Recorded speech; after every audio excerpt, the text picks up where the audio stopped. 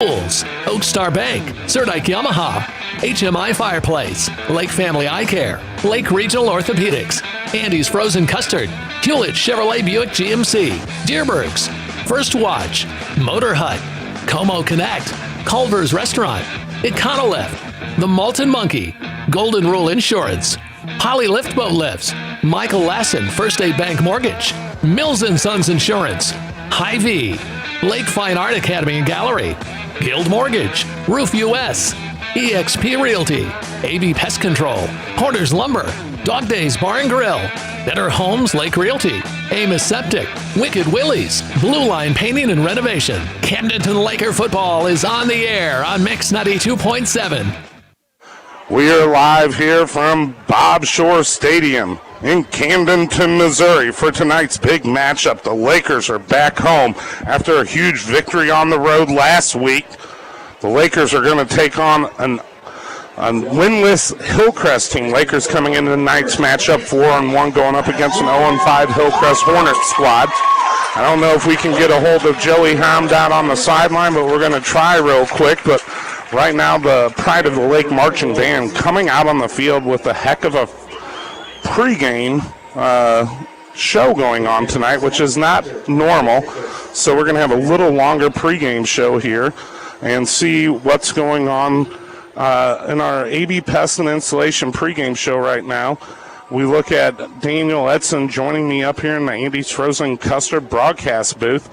Daniel, you know, last week was a nail-biter, and it shouldn't have been, but the Lakers came out with a big victory on the road. Yeah, we had a lot of glimpses of, total domination on both sides of the ball, and then just things not going our way, from the 97-yard touchdown to some penalties to them being able to bust some big plays. I never really felt like they consistently moved the ball on us down the field at will. So, that needs to be cleaned up. This is a time of the year where, you're hopefully starting to hit on all cylinders and really cleaning everything up for what that's worth, moving into, obviously, close to district play, and I would say, minus, obviously, West Plains, the hardest part of our schedule. Well, you look at West Plains, they have a huge matchup tonight. The Ozark Conference, two undefeateds, are taking head-to-head battle, Lebanon and West Plains. It's going to be a battle down there, but tonight we can't overlook this Hornets squad.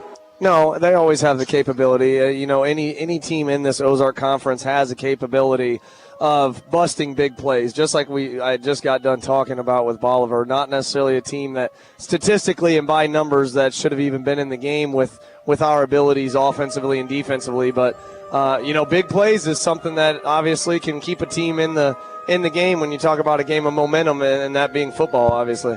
Well, you look at tonight, you look at a beautiful night for football. Maybe the rain will hold off on us tonight, Daniel.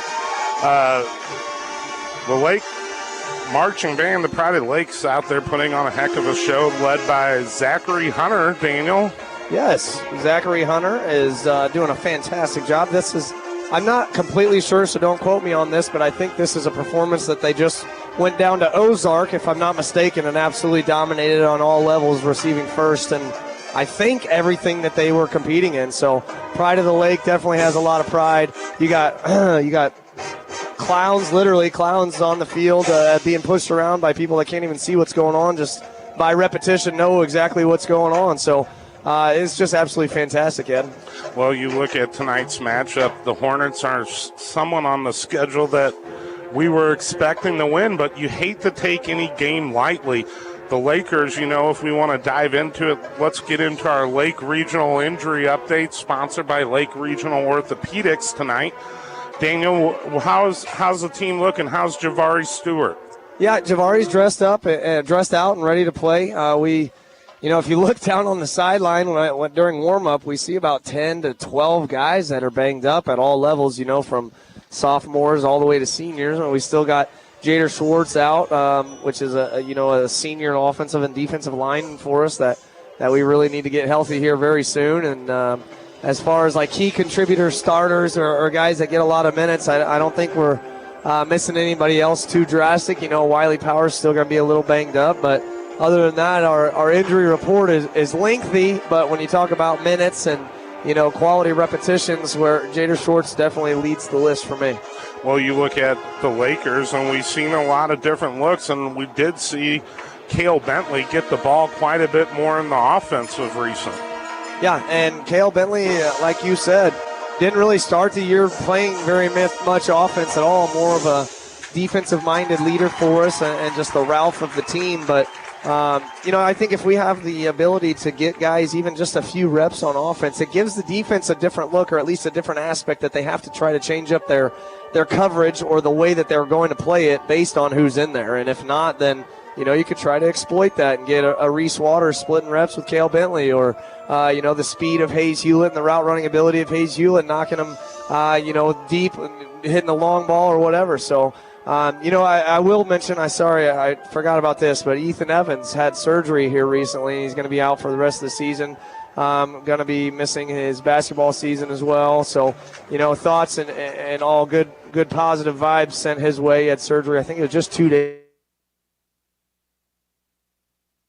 days ago. So, big loss there as well. And, a junior that we were going to rely on a lot this year and not able to play his junior season to the fullest potential that he wanted to. So that always stinks. Yeah, that is a hard one, and you saw what the potential he brought to this team in the Jamboree in the first game of the season. So that's a big loss that we haven't had the opportunity to talk about much this season. But you look at how the other players have stepped up.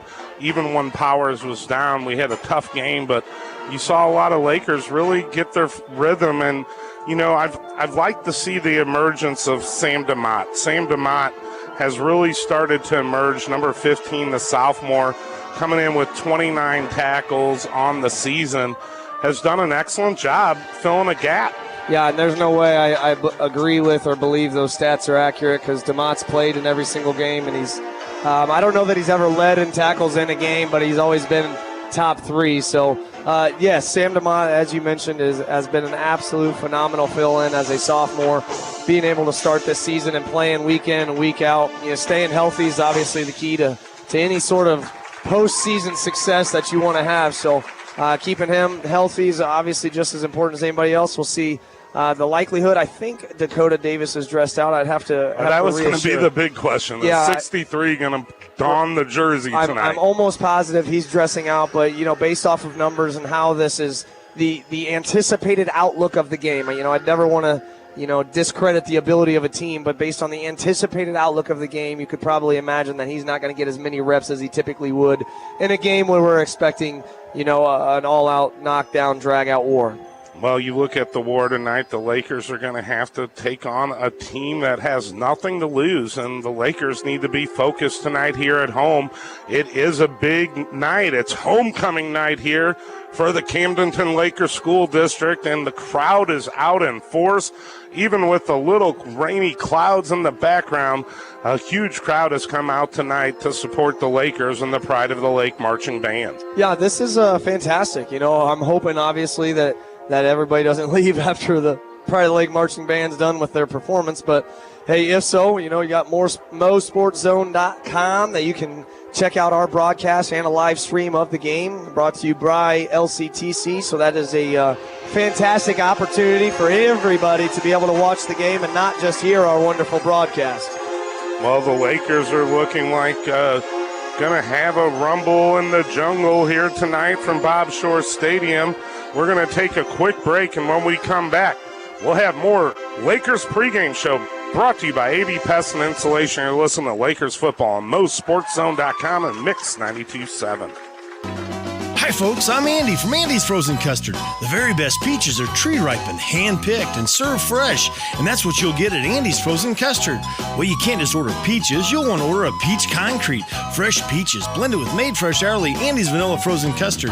Or a peach sundae, Andy's Vanilla Custard covered with fresh peaches. Stop by Andy's Frozen Custard today and hand pick your peaches. You're gonna love it. Go to eatandys.com for the Andy's location nearest you. Here at your Osage Beach Hy-Vee, we have tons of great opportunities. Aggressively competitive wages.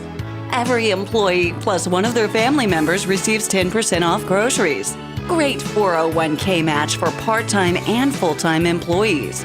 College tuition reimbursement programs, and so much more. There are part-time and full-time opportunities available. So visit the Osage Beach Hy-Vee. Stop in and see us today. To start living the lifestyle that you've always wanted, trust in Better Homes and Garden Lake Realty. They'll help guide you in the home buying or selling process with their professional team who understands the needs of their client every step of the way. Lake of the Ozarks is an exceptional place to call home. With Better Homes and Garden Lake Realty. To schedule your appointment today, call 573-873-1400 so you too can start living your new dream. Have you ever imagined the scope of your talents and what it would be like to grow your potential? Lake Fine Art Academy and Galleria is the only original fine art gallery at the lake and provides art lessons, drawing classes, and also painting classes for both beginners and advanced. Lake Fine Art works in fine-tuning your drawing and painting skills in many different mediums. Sign up for classes by going to lakefineart.com or stop by 5513 Osage Beach Parkway in Osage Beach. Learn, experience, and create your own work of art at Lake Fine Art Academy and Galleria. It's a football Friday night at your home for the Camdenton Lakers. Today's best hits, Mix 92.7. A standing ovation. Yes. That's what I'm talking about. I love it. The crowd getting up on their feet. Even Daniel got up on his feet, folks. That's a rarity. Hey, that's just so neat. You know, the Pride of the Lake, we talk about it week in, week out, especially when we get to see them. But it's just so neat to see the entire production, you know, come to fruition, because this is fantastic. If I'm looking down and I hear them, I'm like, this is Broadway type stuff. And we don't go anywhere that I feel like it can even match what we do. So I know we get first place in a lot of things, or a lot of competition. So I'd love to hear other bands that even try to compete with our ability. Just absolutely phenomenal, Ed Schmidt. Yeah, and you look at, how this has been an historic program just as long as basically the Shore program that has been a part of this lake tradition. This has been just as much a big factor and a big part of Friday Night Lights. What a combo. We definitely missed it last year, Daniel. Yeah, that's no doubt about it. And, all credit to the Mr. and Mrs. Bauer being able to put it all together. And then now, obviously, Coach Z, I can't remember how to pronounce his last name. It's kind of a long one. Sorry for that, but he's able to keep it maintained and keep going. That was just absolutely fantastic. Well, the Lakers tonight are going to watch as the band leaves the field and the players are going to come back up. But in the AB Pest and Insulation pregame, we talked a little bit about the defense. But what can you say about the dynamic changes we've seen this year to the offense with that Wildcat Thunder package when you bring in Landon Thomas, who in the last couple games has amounted to 6 touchdowns, Daniel.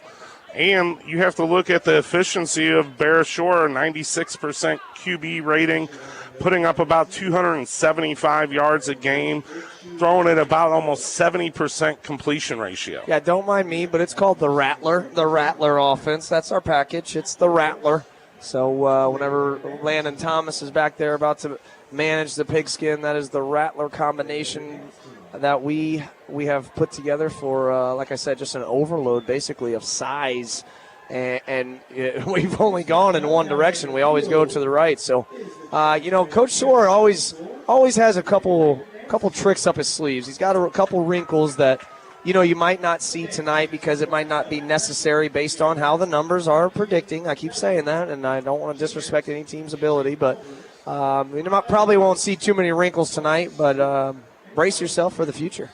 Well, you look at tonight's getting a guy like Javari Stewart back in the offense, Daniel, with his 23 catches, a couple touchdowns through the air, over 200-plus yards so far in the season. That's a big receiver to get back. Yeah, and I'll go ahead and be completely brutally honest. I think we've done a subpar job at blocking on the edges with our wide receivers and getting the ball out to Cam Durnan on bubbles and whatnot and absolutely getting annihilated way too quickly. So as far as, seeking an emergence, I think we really need to seek an emergence on our ability to stay in front of a defender and actually block for longer periods of time to let Cam go ahead and use his athleticism to exploit what the defense has given him. Well, and we got the quick feet, and it's all about moving your feet and staying in front of a guy. I mean, that's really what that isolation-type blocking is out there. Yeah, and easier said than done, obviously. I understand that. It is hard. I mean, you were a quarterback. You never had to block very much ever. Too. college a little bit and then arena football. But you're kind of ruining my vibe there. My Come bad. on. It's not. All I'm saying is respect to the receivers, because it's not like a guy just running up to you and saying, "Hey, will you block me really quick?" They're juking and trying to knock you out while you're trying to set up a block. It's not simple. But staying in front of the body obviously would be a phenomenal start. And then if we don't have to rely on the bubbles and let that bubble be our check down, I think is probably a pretty solid way to go to eliminate Cam Durnan getting hit as much, because we use him on offense, defense, and every single special teams. Well, you look at let's just talk about Cam's stats real quick. 31 catches on the season, almost 400 yards. He's also rushed the ball 15 times for over 100 yards, and he's throwing the ball about 6 times for almost 100 yards as well. Yeah, he's got a touchdown with his legs, with his hands catching the ball, and with his arm throwing the ball. And if I'm not mistaken, I think he either came close to or might have had a touchdown doing a punt return as well. So defensively, he's came up with a couple interceptions, extra points, field goals, kickoffs. Cam Durnan is just an all-around guy that we not necessarily just have to be careful with. That's not what I'm trying to say, but to preserve him and have a lot of success in the postseason that we talk about, Cam Durnan is going to be an intricate part to that ability. Well, you look at Durnan and what he's done on special teams and everything. I know we've had a couple tight field goals in last week's game with the narrower goal post, I think about 11 feet narrower. Wasn't that correct when we played Bolivar last? Something like that. Yeah, so you brought that up in the broadcast. But also, I do want to give you credit. Last week's pregame, we talked numerous times about things that needed to happen, and they happened on the field. You had to be pretty proud of that. Yeah, that's exactly right, and I think Coach Shore alludes to it as well, and it's polishing everything up. We've got the ability, we've got talent. The senior group has some leadership guys that are able to do exactly what they need to do as a senior for a team that has success and is kind of not relying on younger players, but we got a junior class that is extremely gifted.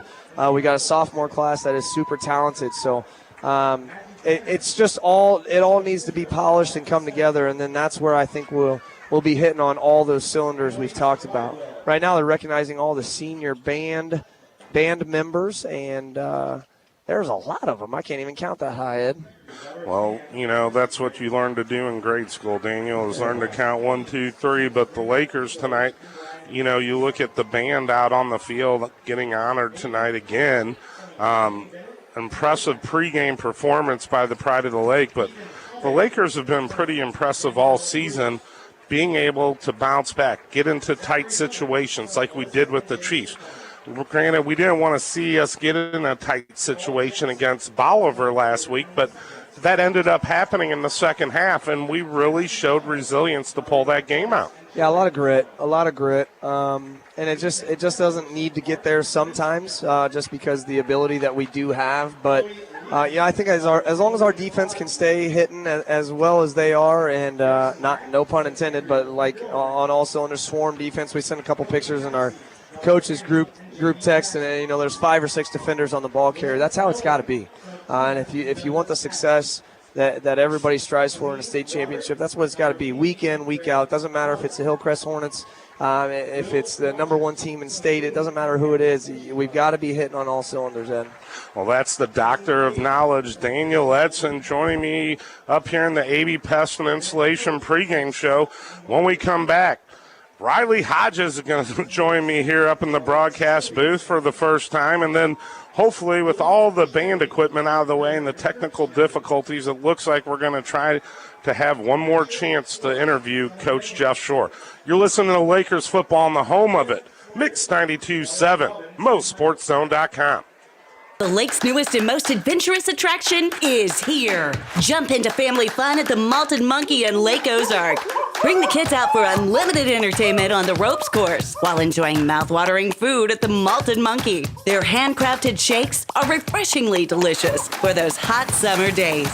The Malted Monkey is also the perfect spot for birthdays and group team building events. Swing on down to the Malted Monkey, located on the historic Bagnell Dam Strip, Lake Ozark. No pressure, low prices. Hi, this is Jason at Hewlett Chevrolet Buick GMC in Camdenton. Hewlett has been serving the Lake area for over 54 years, and we're proud to offer the lowest prices combined with a friendly, no-pressure environment. We are proud to offer our price match guarantee. You can buy locally without all the hassles and pressures of a big dealer.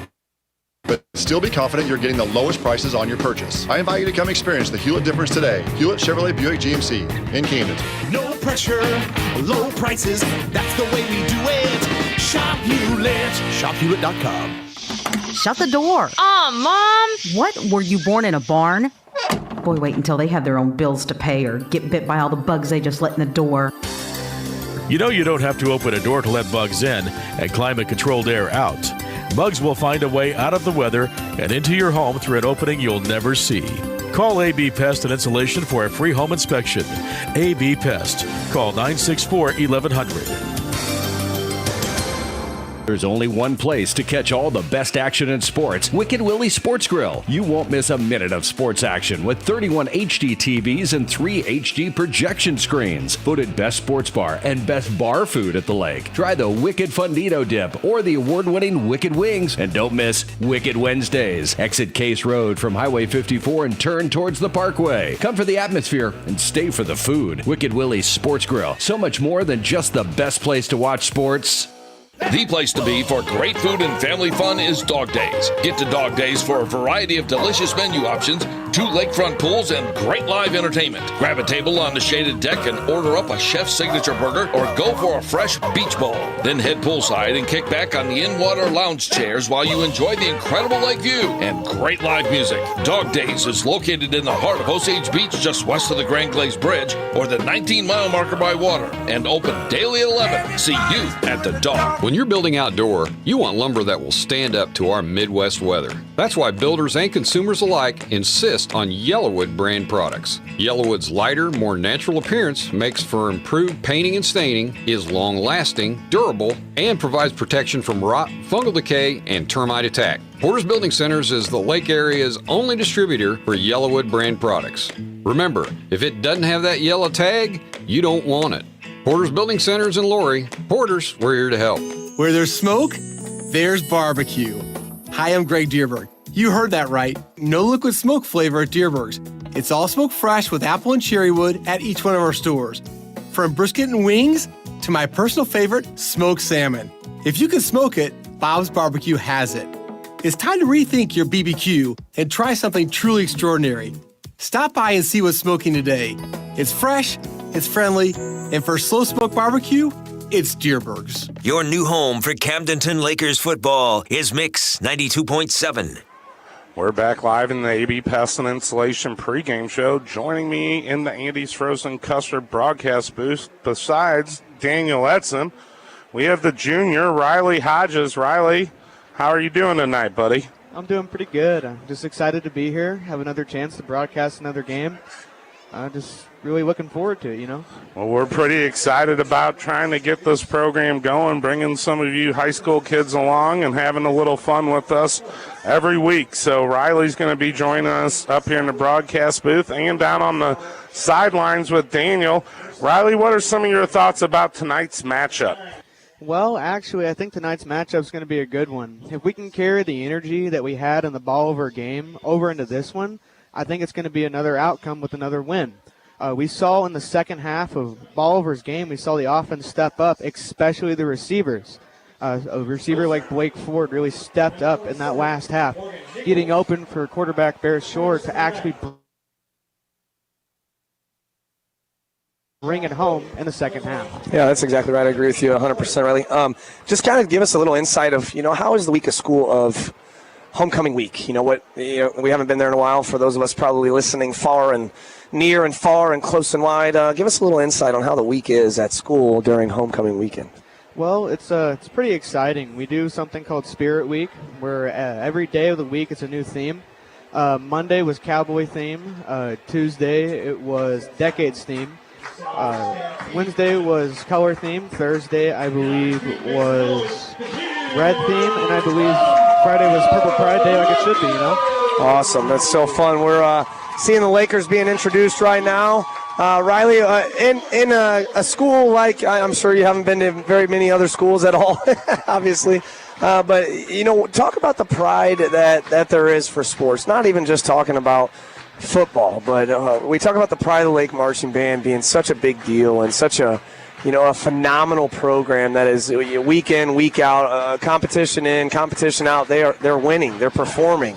The pride that the school has.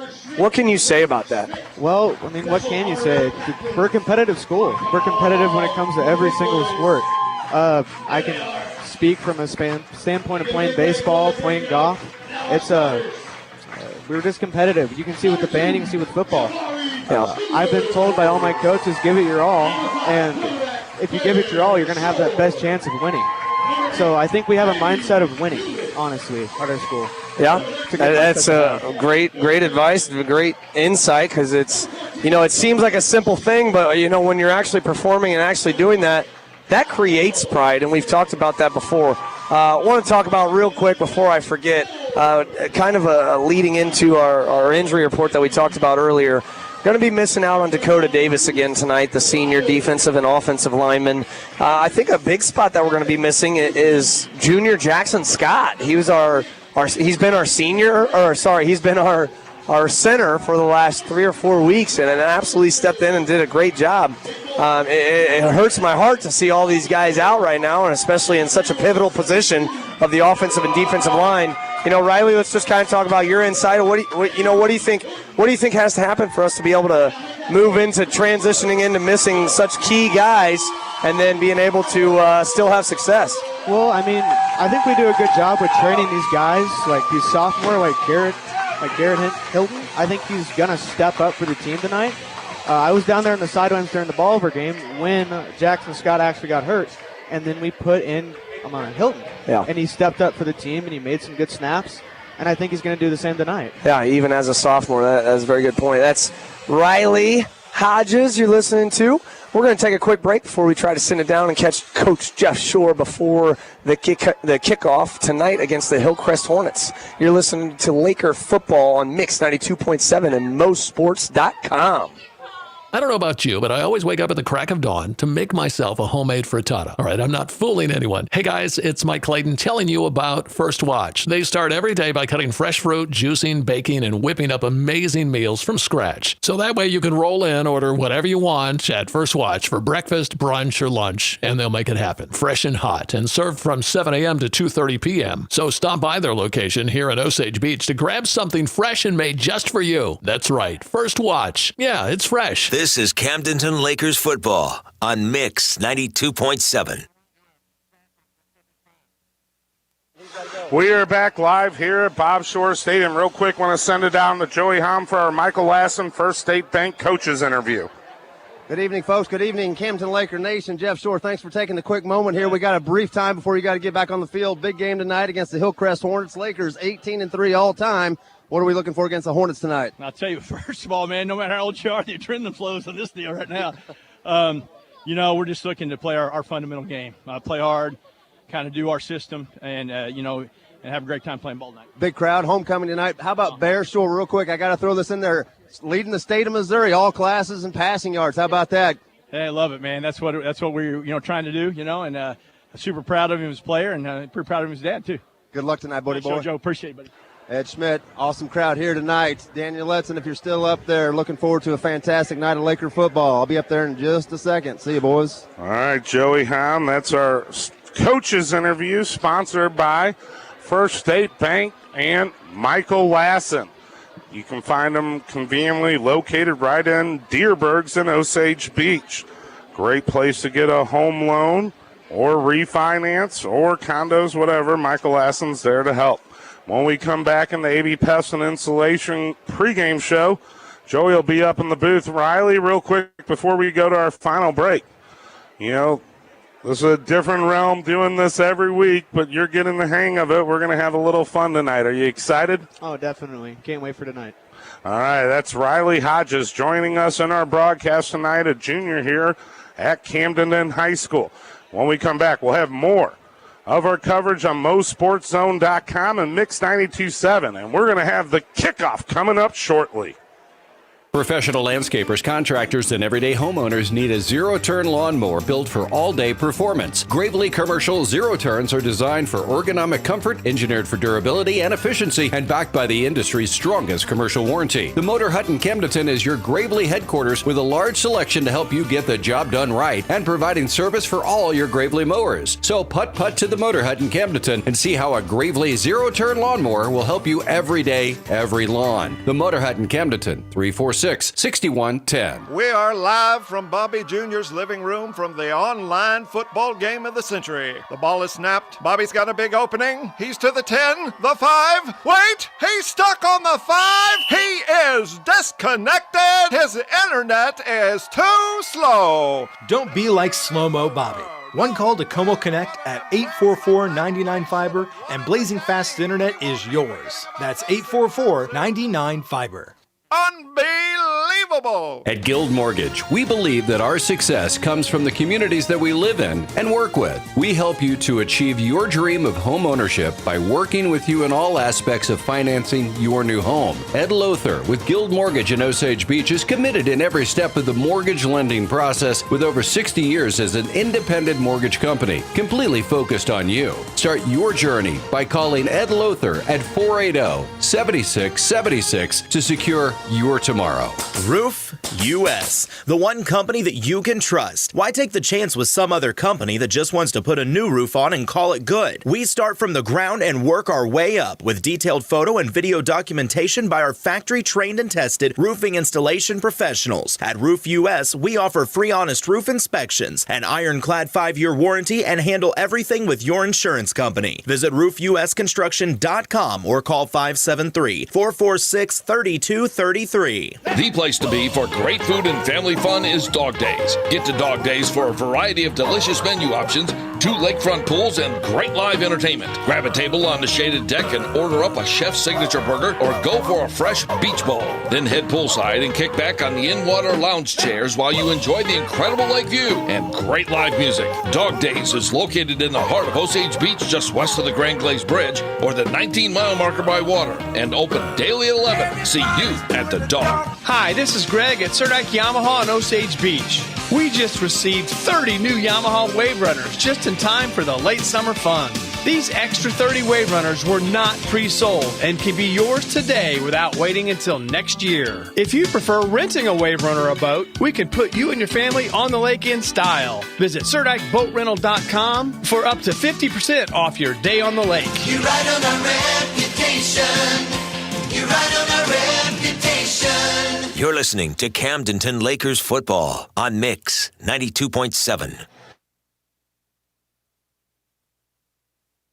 And welcome back once again, everybody, to the Andy's Frozen Custard broadcast booth. An absolutely beautiful Friday night here, Bob Shore Stadium, affectionately known as the Jaws of Death Stadium. The Hillcrest Hornets have won the coin toss and have elected to receive Ed Schmidt. So the Lakers' Purple Haze, all up in your brain defense, will take over first. The Lakers are taking the field in their white jerseys, white pants, purple helmets here for homecoming. That's the end of our A.B. Pest and Insulation pregame show a little bit ago, and we're getting into the first half, brought to you by Oak Star Bank. Get your Laker checking account today, Oak Star Bank. All types of commercial and residential loans, a great bank here locally. And here's the boot. A short pooch kick here to the near side. Fair catch called for on that play by number 8, Dawson Lee. Dawson Lee, the sophomore, a wise call there, too, as the Lakers special teams unit was hankering down and getting ready to kind of lay some wood here early in this action in this first quarter here. So a wise play there also gives them decent field position here at the 31-yard line. Yeah, nice field position here to start their first drive for the Hornets. Breaking the huddle, led by the senior quarterback, a big kid, number 3, Mike Ford. Set up in pistol. 2 receivers, actually 3 to the far side, 1 to the near side. On first down, throwing across the middle, up high, overhit his receiver there. Number 11, Grismeyer. Tonight's a statement game, Ed Schmidt, in my opinion, for this Purple Haze defense. The first 3 weeks, week 1, 2, and 3, the defense came out and played an extraordinary first 3 games. basically shutting all three teams out in the first half except for one. Kickapoo got a field goal there late before the first half there, so I feel like the Lakers defense is going to send a statement tonight saying they are for real. I totally agree. They're fired up tonight. It's homecoming night. They're wearing the pink pride out there tonight for cancer awareness. Second down pass in the flat, trying to get out there. Cale Bentley breaking it up. Might have been a fumble on that play. Nice play by Cale Bentley. Yeah, they're going to call it a pass reception and a fumble, a forced fumble there by Cale Bentley. Unfortunately, it was on that far sideline there, and the ball kind of took a wicked bounce directly to the right. Goes out of bounds. Third down now. Long 8. How about a quick 3 and out for the Laker defense? Xander Rogers, number 9, made the reception, and then Cale Bentley forced the fumble, went out of bounds. No recovery by the Lakers. Third and a long 8 coming up. Pistol formation again. Hard count. Got the Lakers jumping there, Joey.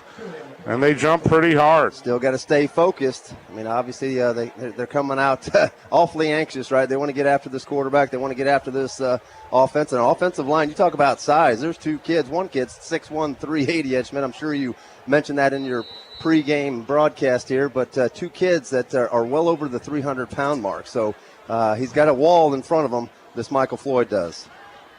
Lakers looking for a big stop here on third now and about 4 after the 5-yard infraction. Still pistol formation for Mike Floyd, the quarterback. Looking to throw here on third and short. In the flat, hit his receiver, number 7. Nice cutback and spin move, making a Laker miss. Klein on the play. But number 7, Logan Aaron, coming up with a big first down catch. Nice little spin move right there at the last moment there to give him that extra yard to push it past the first down marker. A nice little ball came out quick out of Floyd's hands there. A nice little pass in the flat. A little individual effort there, picking up 6 yards. First down for the Hornets. First down from the 44-yard line. First drive of this first half. Hillcrest is going to get it. Lakers are going to start the second half with the ball. Pistol again. This time, tailback set up on the left, handing it off to him. Number 27 gets wrapped up at the line of scrimmage, but falls forward after a good tackle from Gunnar Morris initially on number 27, Morgan Nichols. Yeah, Morgan Nichols just following that left side of that offensive line. Real big, kind of a... Just a freshman? Just a freshman. Morgan Nichols. 9th grade, 5'11", 205 pounds. That's a big freshman, Ed. Ran for a good 4 or 5 yards on that carry. Going to bring up 2nd and 6. Receivers split to both sides, 2 of them. Nichols getting set up on the right of the quarterback. Mike Floyd in motion. Number 7, Aaron. Handoff once again, trying to get the big back going. The freshman this time, Lakers weren't fooled. Tackle for a loss. Joey going to bring up 3rd and 7. Lakers swarm on that play, right? Giving Morgan no place to run. Again, he's running a little bit cautious as a freshman. Of course, he is getting the start here in a big-time, prime-time varsity game at Camdenton. So might be running a little anxious tonight, this Morgan kid, but excellent job there by the Laker defense. Lakers looking at a big 3rd and 7 here to get a stop and try to get the ball back. Lakers are fired up tonight. Homecoming, a huge crowd here at Bob Shore Stadium. Hard count again. Lakers didn't cross the line. Almost jumped again, left defensive end for the Lakers. Here's the snap. Throwing again, looking for it all down the sideline. Jafari Stewart there, almost bringing down an interception. Joey breaking up that pass. Great defensive play there by the offensive wide great receiver. Great coverage by Javari. A big-time play right there. 4th down on what we're going to have now. Coach Shore is just walking up and down the sideline. We got to have the ball. So without coming up with an interception, that was the next best thing, Javari being able to break that play up. Great play by Javari. Great to see him back dressed out, ready to play. I was just going to say, Ed, that was a great defensive play by the offensive player, LaMarcus Miller, knocking that interception down. Here comes the pooch. What a block, Joey! Lakers Morris coming up with a huge punt block right there. Gunnar Morris, how about that? Let's go ahead and give him the first Andy's Frozen Custard nomination for hit of the game because he blew past the center as soon as that ball was snapped. Basically shoved the center to his left and dove for the block. Perfectly executed punt block there by Gunnar Morris, number 3. Heck of a job. 3. That a kid. 9:18 to go. Lakers with a huge jackhammer hit punt block, whatever you want to call it. Joey's handing out the hardware, and well-deserved right there. Gunnar Morris blowing up the line of scrimmage. Just a little nomination there, that's all. I'm sure we'll see several more tonight. It's early. Lakers looking at 1st and 10 from the 40 of Hillcrest. 3 receivers split to the right for Shore. 2 to the left. There's the snap. Shore looking to throw. Looking for it all up the middle. Oh, go. Where's the flag? He got tackled. Oh, my God. Cam Durnan got tackled on the play. That is unbelievable how that's not called at all. I mean, you're right, Ed. He's running down the seam in between the hash marks there. Got past his cornerback, and the cornerback literally tackled him at about the 25. No call. Unbelievable. Jeff Shore just bewildered on the sideline at this point. Looking for the big stab. Had it, because you looked at Cam Durnan. He had a step or two. 2nd and 10 coming up. Edson with Scheffelbein over here. Scheffelbein on the little tunnel screen. Got some blockers now cutting up the field. Not getting much. He should have made that initial turn up the field. Short gain of about a yard or 2. Yep, I agree. Probably could have had himself a first down, maybe more, but he turned back up into the guts of that defense, right, and was swallowed up right there at the 39-yard line. Big 3rd down and long coming up for the Lakers. 3rd and 9. Looking to throw here short. Across the middle, Javari Stewart getting hit and tackled at the same time, but holding on for an 8-yard reception. Nice little route there by Javari. Good placement of the football there by Bear Shore. It's going to bring up a 4th and a short 1. Lakers obviously going forward here. Shore, dangerous, can run and throw. Looking for a call from the sideline, getting a new play after Hillcrest didn't jump offside. Plenty of time on the play clock. And a flat receive, 1st down and more. What a play there from number 13, Cam Durnan.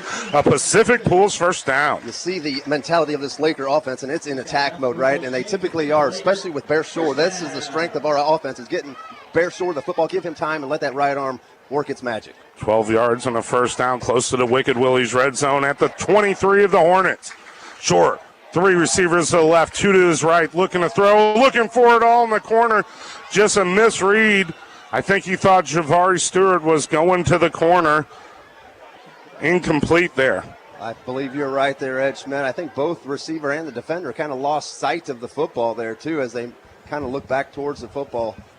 Thankfully, the ball falls incomplete. 2nd down. 2nd down coming up from the 23 of the Hornets. Shore in shotgun, looking to throw. In the flat, hits his man. Number 13, Cam Durham. Nice bounce out. Cutting at the 10. Oh, gets tackled from behind Joey. I thought he was going in.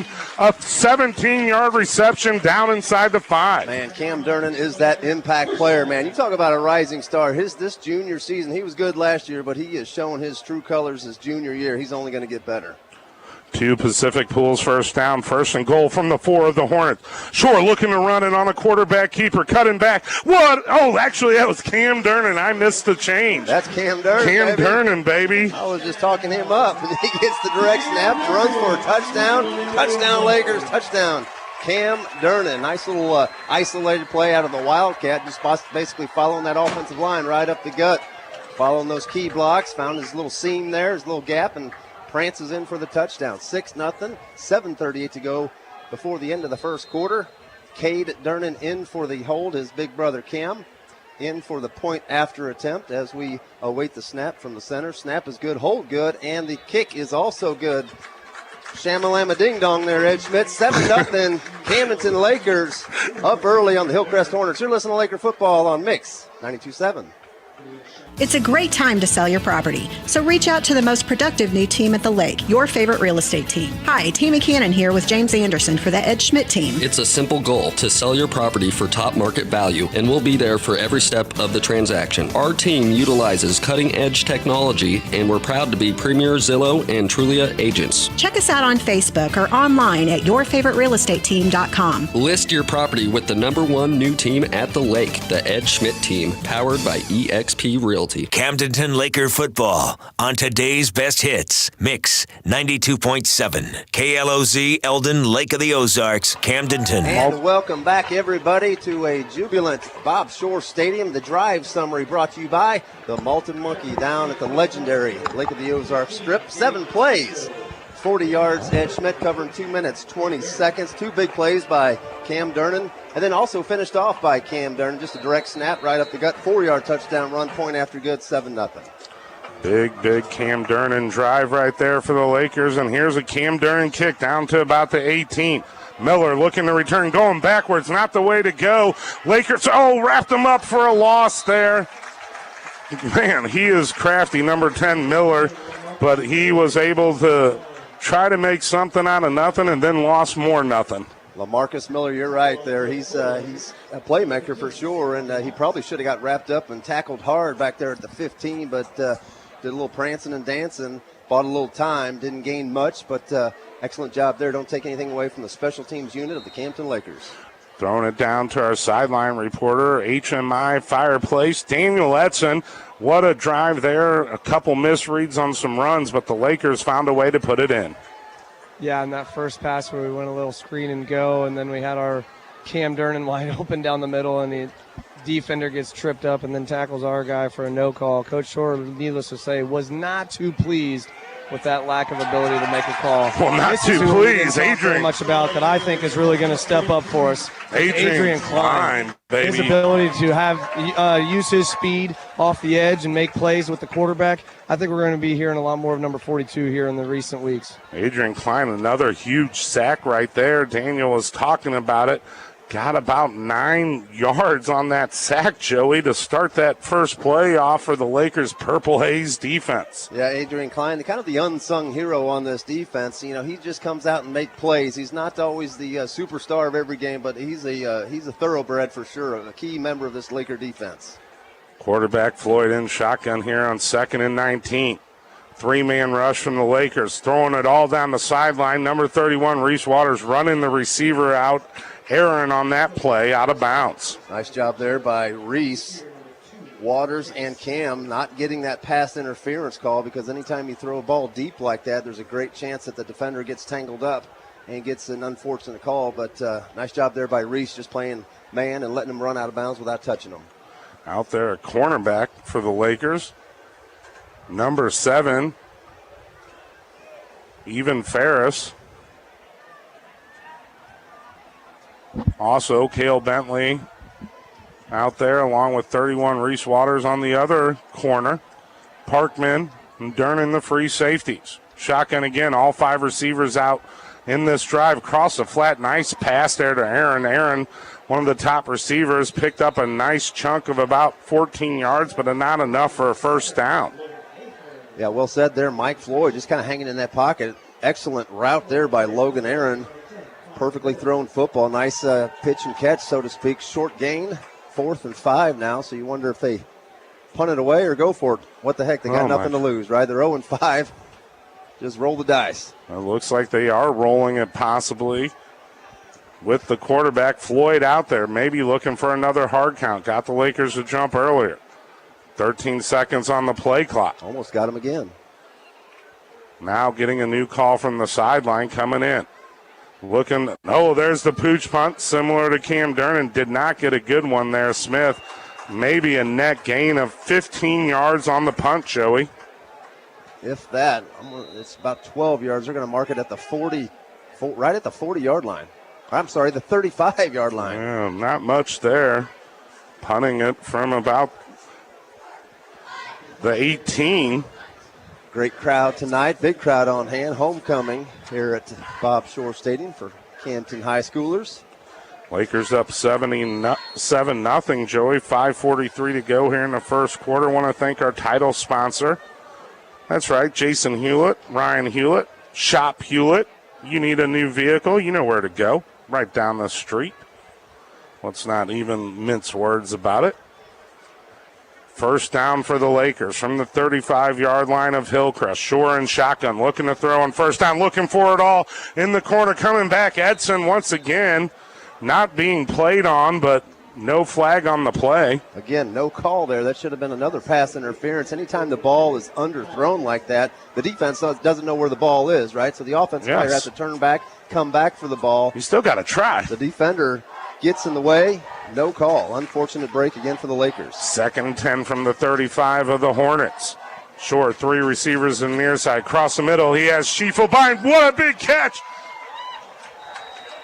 Schiefelbein, Joey, picking up a first down on a 15-yard reception. Colson, Schiefelbein, again, he's kind of that go-to guy, especially on third and give me some yardage, right? He's your sure-handed receiver that runs great routes. Sure-handed guy. Nice catch, Colson.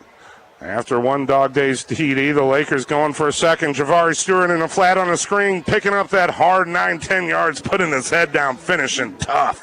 Javari Stewart, glad to have him back after last week's absence on the injury report.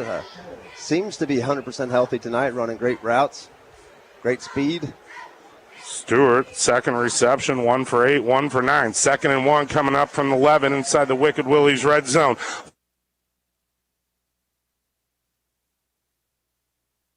Late one is Schiefelbein. Incomplete, a little roughhousing going on, getting pulled at, no flag again. Again, Logan Aaron, the defensive back, that's 3 defensive penalties, I think. That one should have at least been called a defensive holding, right? It's something. Well, we're going to have to talk to Blue Line Painting and Renovation about these close calls from the refs. 3rd and 1 coming up from the 11 of Hillcrest, needing to get to the 10. Shore's going to do it with his feet. He might do it all. He's going for it. He's in. Joey, touchdown. Bear Shore, baby. 13-0. What a great individual effort there by Bear Shore. Again, that was a designed run, just basically following his blockers, following those gaps and those seams. Great run there by Bear. That's a bruising-style runner, Bear Shore, when you get him upright and running downhill. 11-yard TD run, another dog days touchdown, the second of the season. By the way, that heated pool is going to be open this fall. Lakers looking to go up 14-0, Joey, with the extra point attempt coming up. Snap good, hold good, and the extra point as Cam Durnan kind of skips over that linebacker trying to block it, knocks it through. Extra point is also good. The Lakers in charge early. 14-0 is your score. 5 minutes, 2 seconds to go before the end of the first quarter. You're listening to Laker football on Mix 92.7. You know what they say happens. And when it does, you want it fixed ASAP. Prompt and courteous service has been a trademark of Amos Septic Service for over 50 years. Amos Septic has the most advanced technology to handle any job in the Lake of the Ozarks and provides 24/7 emergency service at 573-346-5992. Amos Septic Service. We rush so you can flush. It's Friday night, so it must be time for Camdenton Lakers football on Mix 92.7. And welcome back once again, everybody, to the Andy's Frozen Custard broadcast booth. Your Malted Monkey drive summary. It was a quick one, a fast one, 41 seconds, covering 31 yards just on 5 plays. 2 Pacific Pools first down. Our second Dog Days touchdown of the night, knocked off, capped off by 11-yard tough run by our quarterback, Bear Shore. 14-0 Lakers. Here's the kickoff brought to you by Ed Lothar and Guild Mortgage. Short kick. Oh, muffed on the play. Parkman, I think, came up with it, Joey. I think Parkman got it. Parkman, look what I found type fumble recovery, right? The football went straight through the hands of the Hillcrest Hornets. Oh, no, the Hornets came up with it, Joey. I couldn't believe it. Got it. It did look like Parkman. It must have squeezed out of there somehow. Best field position for this drive, or for all the 3 drives so far for the Hornets at their own 34-yard line. Hornets trailing by 2 touchdowns. Want to thank our first half sponsor, Oak Star Bank. The quarterback, the senior, number 3, Mike Floyd in there. Floyd, a 250-pound quarterback at 6 foot tall. 4 receivers set up to the far side. Here comes a flag. That's a false start, right? No, delay of game. Play clock expired, it looks like. Unless they're calling a timeout. Coach is calling a timeout, it looks like. Joey, timeout's brought to you by? The Ed Schmidt team, brokered by eXp Realty. Visit them at favoritelaketeam.com. Stop by and see my buddy Ed Schmidt. We'll take a quick break and listen to Laker football on Mix 92.7.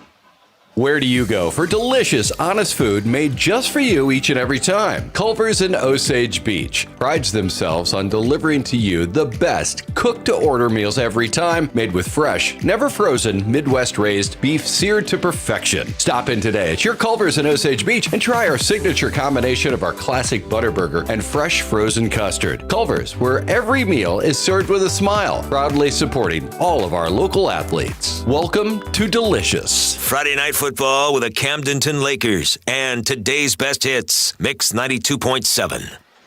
And welcome back once again, everybody. 4:53 to go.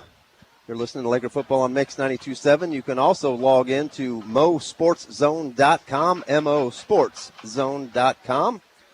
Watch the live video there for tonight's game and get our audio feed. 1st and 10 for the Hornets from their own 34-yard line. Lakers just rushing 3. Maybe Klein might be coming. He is coming. Trying to get to the quarterback. Quick pass in the flat. Open field tackle. Reese Waters. Oh, lost him. It would have been a tackle for a 5-yard loss.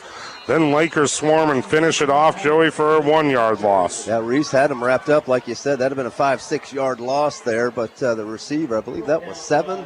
Was that 7? Nope, that was number 8. Dawson Lee, number 8 for the Hornets. Yep. Kind of shrugs old Waters off a little bit, but then the swarming Bees Laker defense wraps him up, brings him down for a yard loss. 2nd and 11. Lakers, actually, they gave him the line of scrimmage somehow. 2nd and 10 coming up. Pistol formation again for the quarterback, Floyd. Floyd looking to throw up the sideline, has a receiver. The Lakers are there, running him out of bounds was number 2, Javari. Nope, who was that over there? Number 8? That was number 1. No, 31 over there, Waters on the tackle. The receiver, Cole Greismeyer, 6'5", 185-pound, tight end. He's a big target, threw the ball high, and he went up and got it. So nice little play there, running catch for the Hornets. 3rd and short coming up for the Hornets here. Lakers wanting to get a 3 and out. Pistol formation again, receivers split to both sides, 2 of them. Tailback set up to the right. There's the snap. Smith stepping up. He's trying to run for it. Found the lane. Lakers closed it, but not quick enough. Morris was there. Also to help finish it off was number 22, Wiley Powers. Nice decision there by Floyd. Under a little bit of duress there, coming from the outside edges, and just kind of had that opening right up the gut, right up the middle. Tucked it away and picked up the first down for the Hornets. 1st and 10 at the Hornet 47. 1st and 10 coming up here.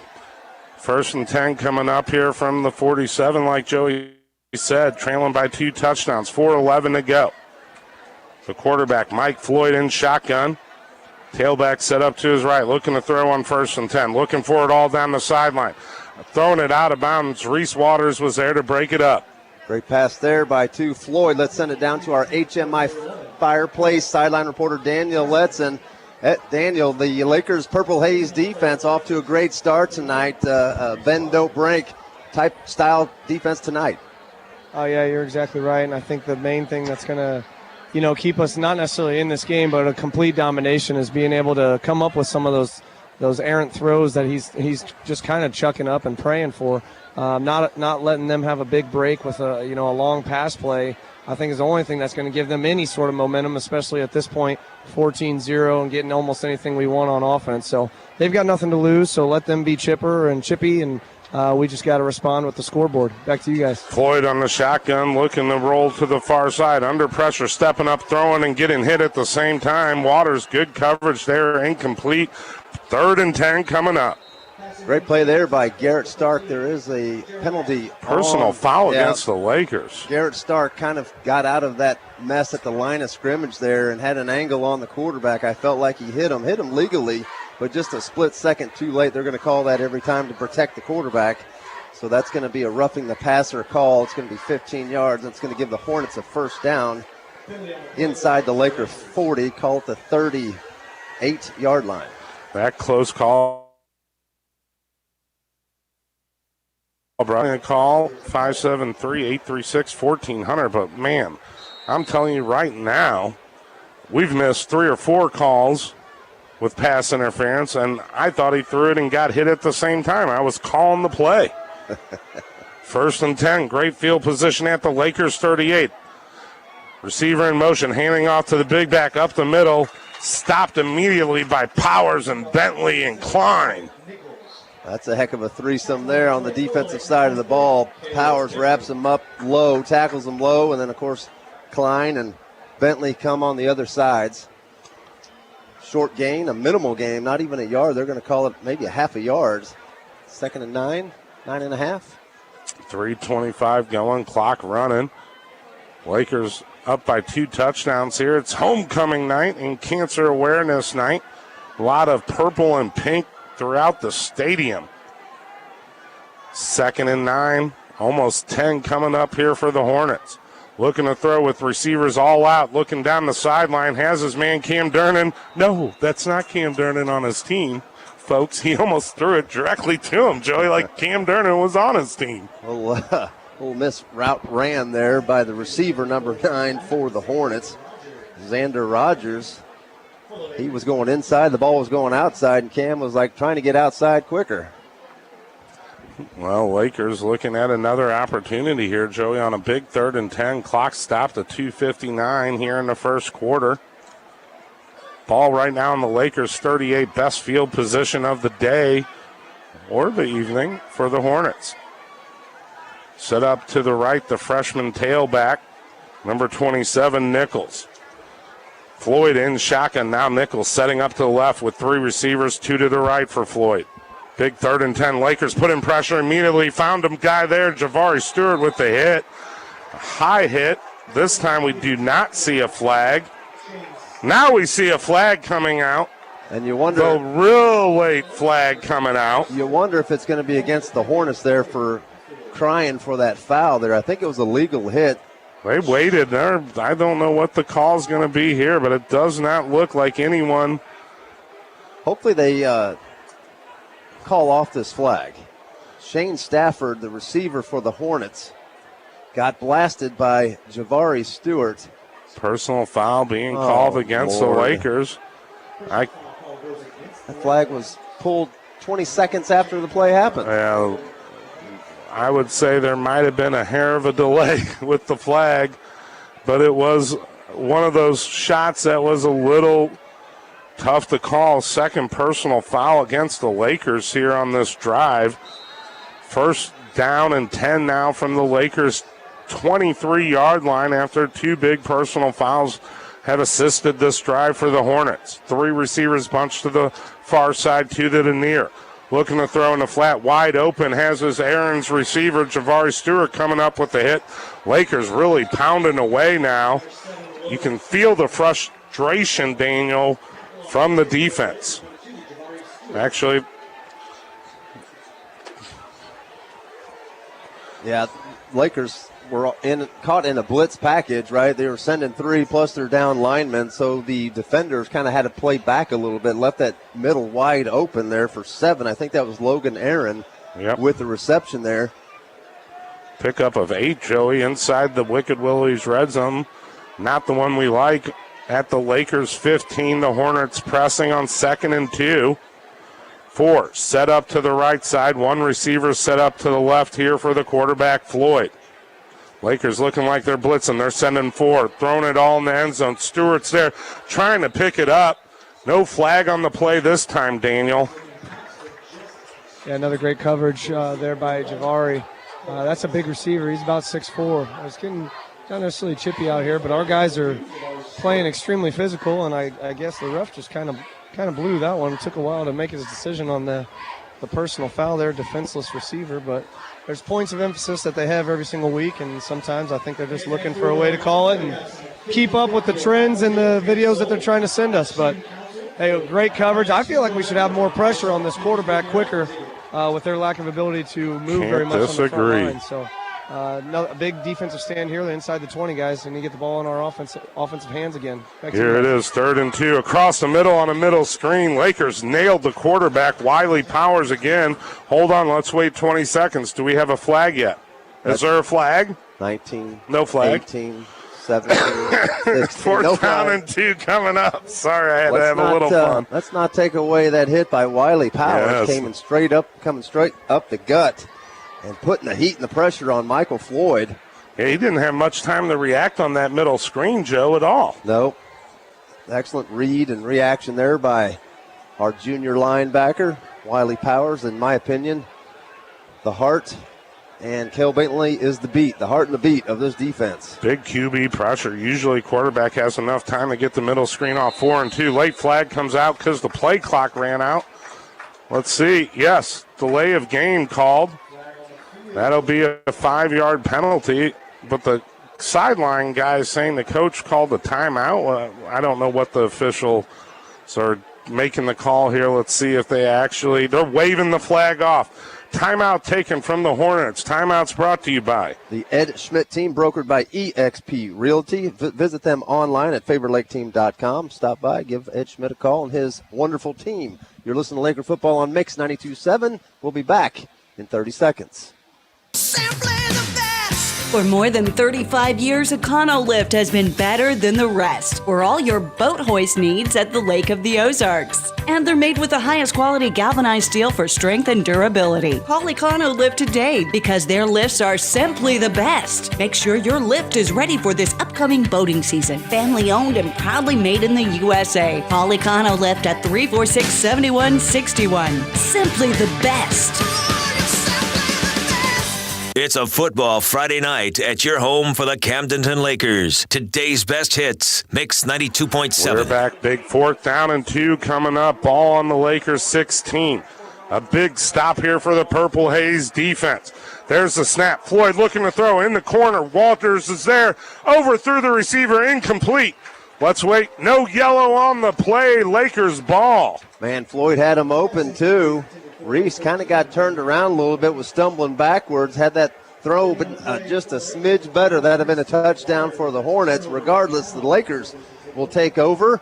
Possession, 1st and 10 at their 15-yard line. Quick score update, big one. I believe it's down there in West Plains. West Plains 8 and the Lebanon Yellow Jackets 7. Lakers, Joey. What's the score? I believe it's 8-7. Big score coming up. Update there. Lakers up 14-0. Ball on their 16-yard line, Joey. 1:44 to go here in the first quarter. Brought to you by Oak Star Bank. Short, in shotgun, looking to throw. Looking down the field. Now rolling out to the far side. Thrown off the back of his foot. Found his receiver, Bentley, in the flat. Drop ball.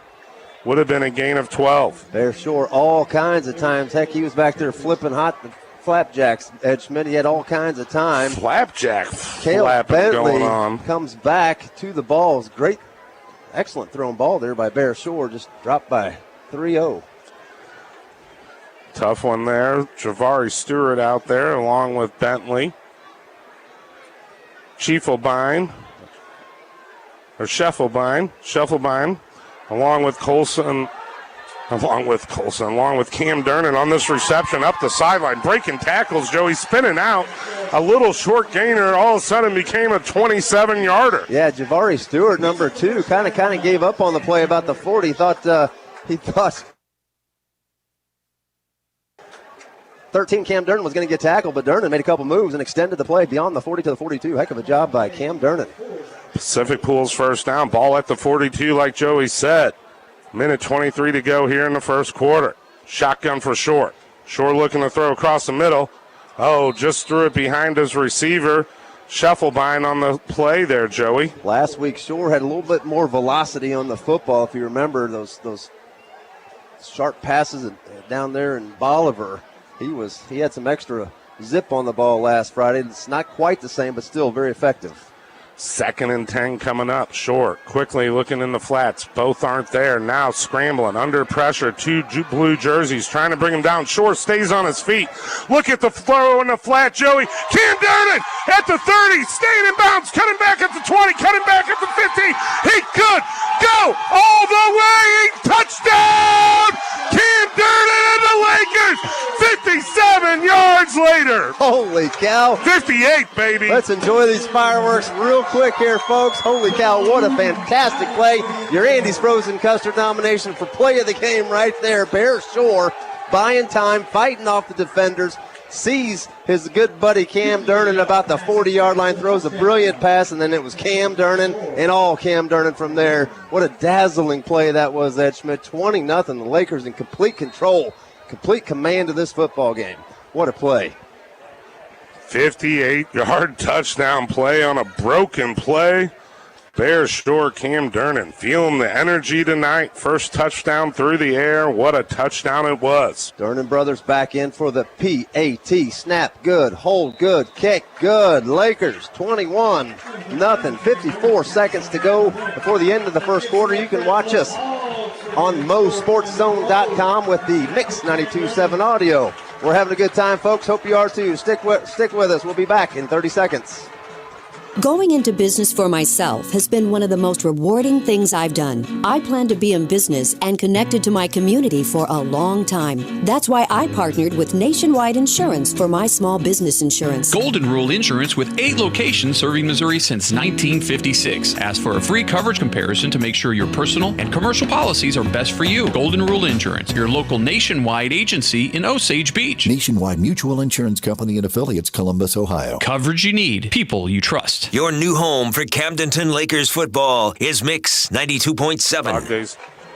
And welcome back, everybody, to the Andy's Frozen Custard broadcast booth. The Dog Days touchdown there.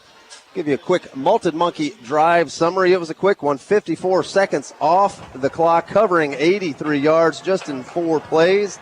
The big one, and what a dazzling, brilliant play it was, a 58-yard touchdown pass by Bear Shore to the receiver, Cam Durnan. Dazzling touchdown, 21-0 Lakers. Another muff kickoff here. Lakers swarming, Joey. I mean, just swarming the ball. Scheffelbein on the tackle. Looked like the ball came loose, too. I mean, the ball was on the turf. It was a hit and fumble. They're going to call him down, knee down at the 10-yard line. But, man, this place would have erupted if they would have had a fumble recovery for a touchdown. Lakers comfortably up right now by 3 touchdowns here in the first quarter. Once again, brought to you by Oak Star Bank. Only a couple big plays so far for the Lakers offense, but man, you look at the stats right now, and you got to be looking at Cam Durnan with 4 receptions, 117 yards.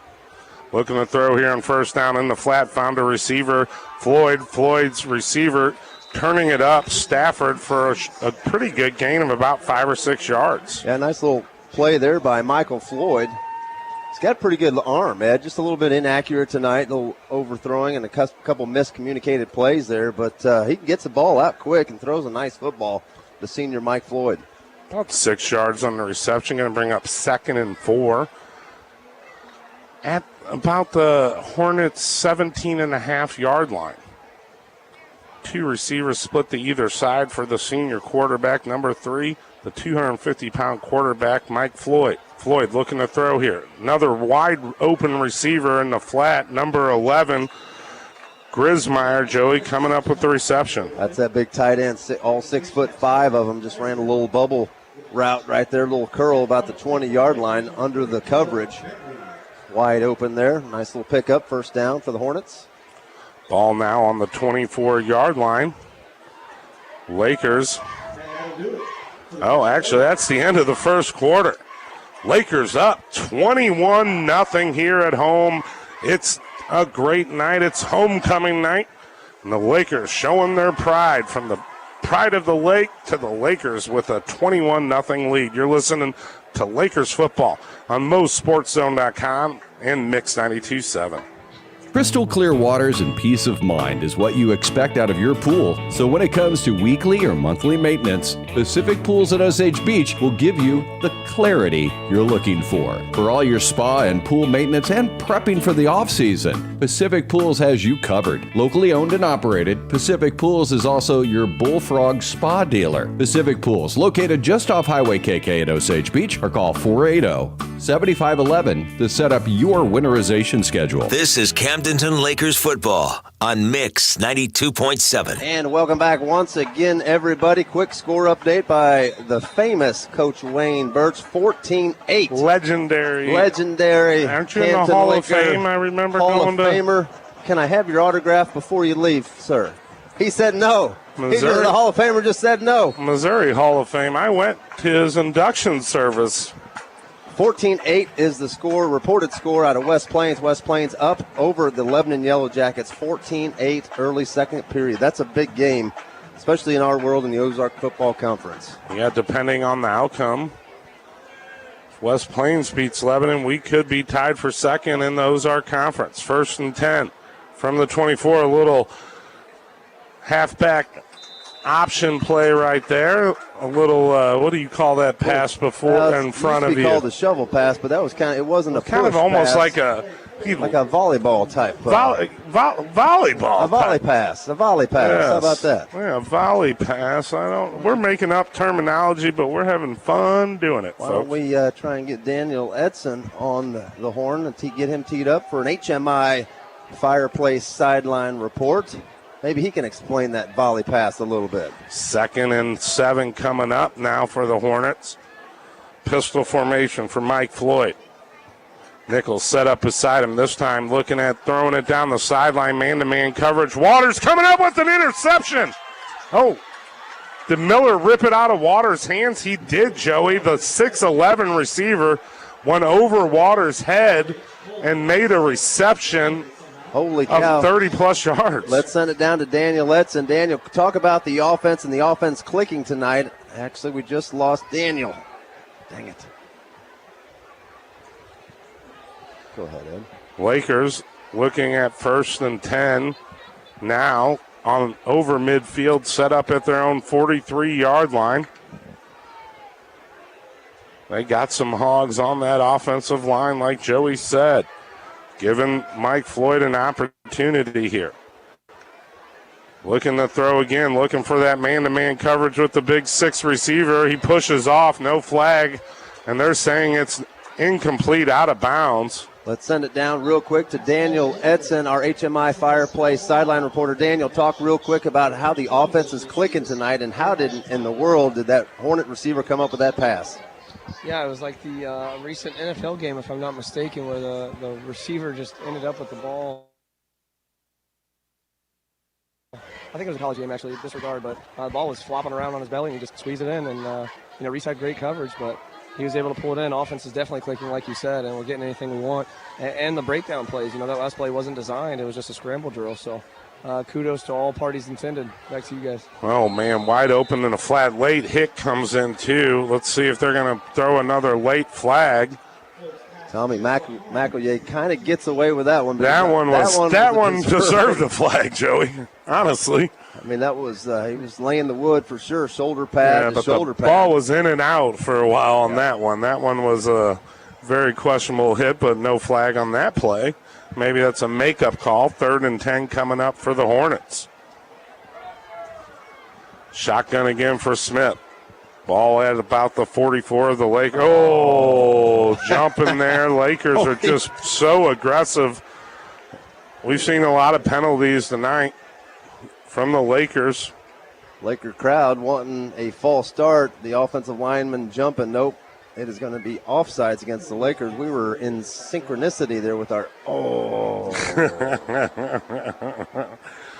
We like to make sound effects, folks.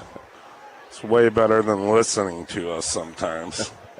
Just listen to body sounds. Joey and I have moan conversations sometimes. That's what happens when you get old. Fella. 3rd and 5 coming up after the penalty. Another hard jump right there. Another defensive lineman. That's going to be a 1st down. Hornets have found their special offensive play, hard counts, right? The Lakers are biting and falling for it. A little bit more discipline. Look at Par Pitts and the coaches down there. You have to be frustrated as a coach on a 3rd and 10. Sean Machino's not going to be happy. 3rd and 10 and doing that back-to-back and giving them a first down after coming up with a big stop. Smith leading the Hornets back out here now on 1st and 10 from about the 34 of the Lakers. Wait, whistles come in at the last second from the officials.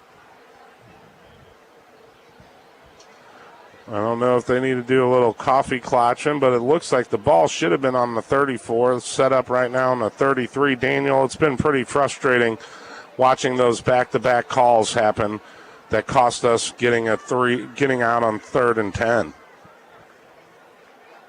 Yeah, I don't know if you guys are sending it to me, but that's what we keep talking about, those mental errors. I think we probably have to lead the nation, or at least really close, in offsides, penalties, not watching the football. Back to you guys. 1st down and 10 here again from the 33. In the flat, hit his big receiver. Late flags come in again. Gain of 5.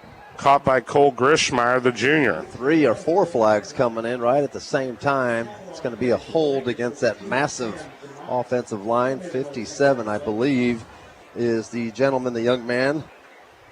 6'2", 335. They also got a kid 390 pounds. What are they feeding these kids? Right. Health food? I have no clue. They're gigantic for high school. Now, Joey, that penalty was 3 yards behind the line of scrimmage, so really that's like a 13-yard penalty. We'll take it, all 13 of them. Pushing it all the way back now to the 46-yard line of the Lakers. Huge holding call against the Hornets here. The big receiver, Cole Grishmeyer, to the far flat, also with number 7, Ahern, the top other receiver for the Hornets. Lakers looking to bring it again here. Maybe that's Powers looking at trying to get in here. Yes, he is. Lakers rush forward down the sideline. Javari Stewart's there breaking up the pass, coming in over there for Waters to give him a break. Going up against number 11. Grishmeyer again. If it wasn't for these Hornet offensive wide receivers, Javari Stewart could be their leading receiver tonight, right? That's 2 or 3 interceptions that have been broken up. Miller's been playing good defense against Stewart and a couple of the other receivers. Another 2nd down and about 23 coming up. 2 receivers set up to either side this time for the senior Mike Floyd, the quarterback, looking to throw down here, a little screen in the flat. What an open field play. Javari Stewart stepping it up. Wanted to get that pass interception back, right? So he made a hard tackle. Nice read, nice reaction. Javari's got the speed. He's very explosive out of his shoes there, right? So after the ball was thrown, Javari Stewart was right in the face. Big 3rd down and a 7-iron to go for these Hornets. I'll tell you what a play there from Stewart. Loss of about a yard almost, half a yard on the play. Receivers once again flank to both sides for the quarterback, Smith. Big 3rd down, Javari Stewart making back-to-back defensive plays. Lakers putting some pressure in the flat here again. Adrian Klein there making a great open field hit, Daniel. You have to be impressed with the way the right side of that defense is playing there with Stewart and Klein. Yeah, that's a nice duo. We talked about Adrian Klein, number 42, getting his name mentioned a lot more, and you're hearing it kind of being rattled off now, but made a little transition switch right there, put Javari in at corner and took out Reese Waters for a little bit. Reese is a phenomenal corner for us, but Javari just brings it a little bit more, and we're starting to see that and the emergence of him on the defensive side of the ball. Back to you guys. 4th down. Now the offensive line moved. The big guy there, the senior, number 79, Joey Rose. This kid is 6'3", 380 pounds. That's a big fella. It's not the smallest. Technically, he's probably the biggest cat in the stadium tonight, right? We did see a 400-pounder last week at Bolivar as well. 4th down coming up. 4th and 26. Here comes another flag. See what this call is. I'll tell you, this first half is brought to you by Oak Star Bank. But it could have been brought to you by the Yellow Flag Company. Another false start there from the offense. Lots of flags tonight, for sure. For sure. Beautiful night here, folks. Yes. If you're at home listening to us, you're missing it. Absolutely gorgeous. What a scene it is, too. A wave of purple and gold. Excellent performance by the Pride of the Lake Marching Band prior to kickoff. 4th down and 31. This is probably going to be a pooch punt. It was from Floyd. Floyd kicking a heck of a ball right there, taking a roll.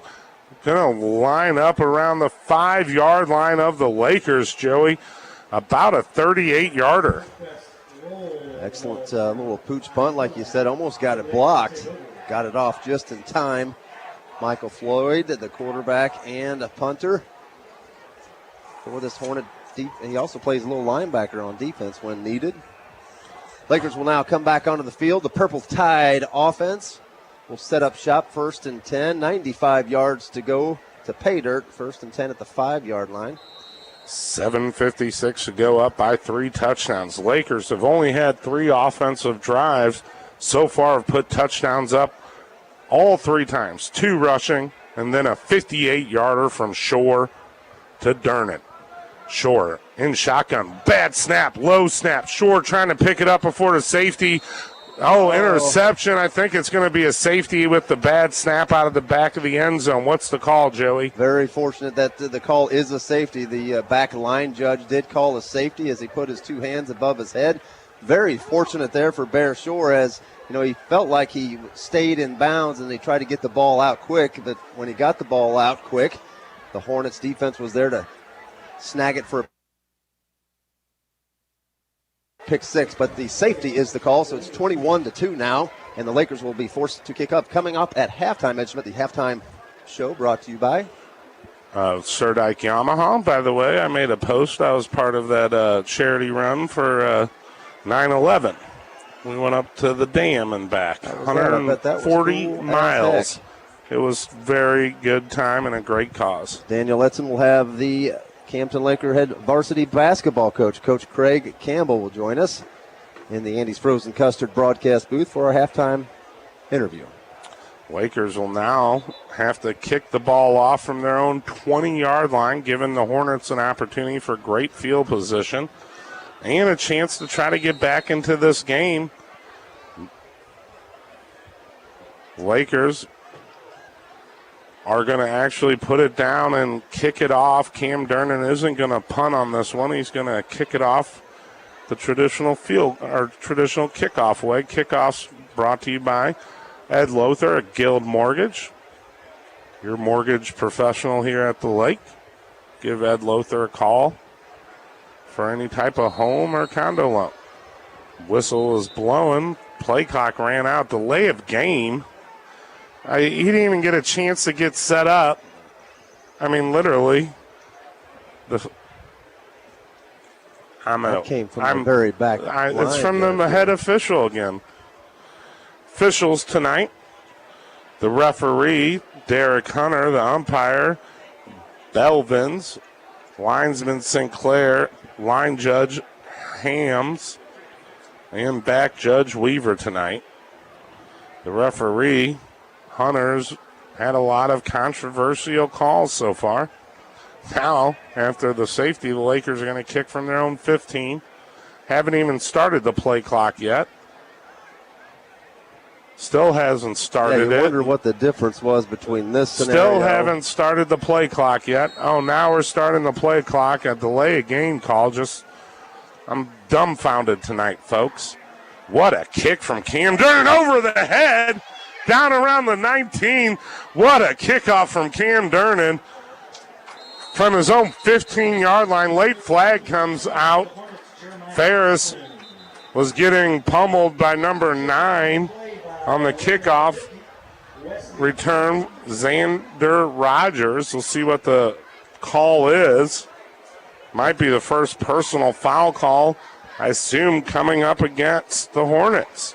Yeah, Cam Durnan kicking from his own 15, kicked it over the head of the up back about the 30. Ball bounced about the 25-24 over the head of the return man, Jeremiah Cochran, and had the ball bounce one more time. I felt it had that little weird, wild, wacky bounce. It could have maybe been an onside kick type opportunity, and the Lakers could have recovered, but Cochran did a great job. 35 yards all the way to 20. I mean, you're talking that was a 65-yard kick. What, is there a penalty against the Lakers? They're re-kicking it? I'm confused here. It looks like the Lakers are going to...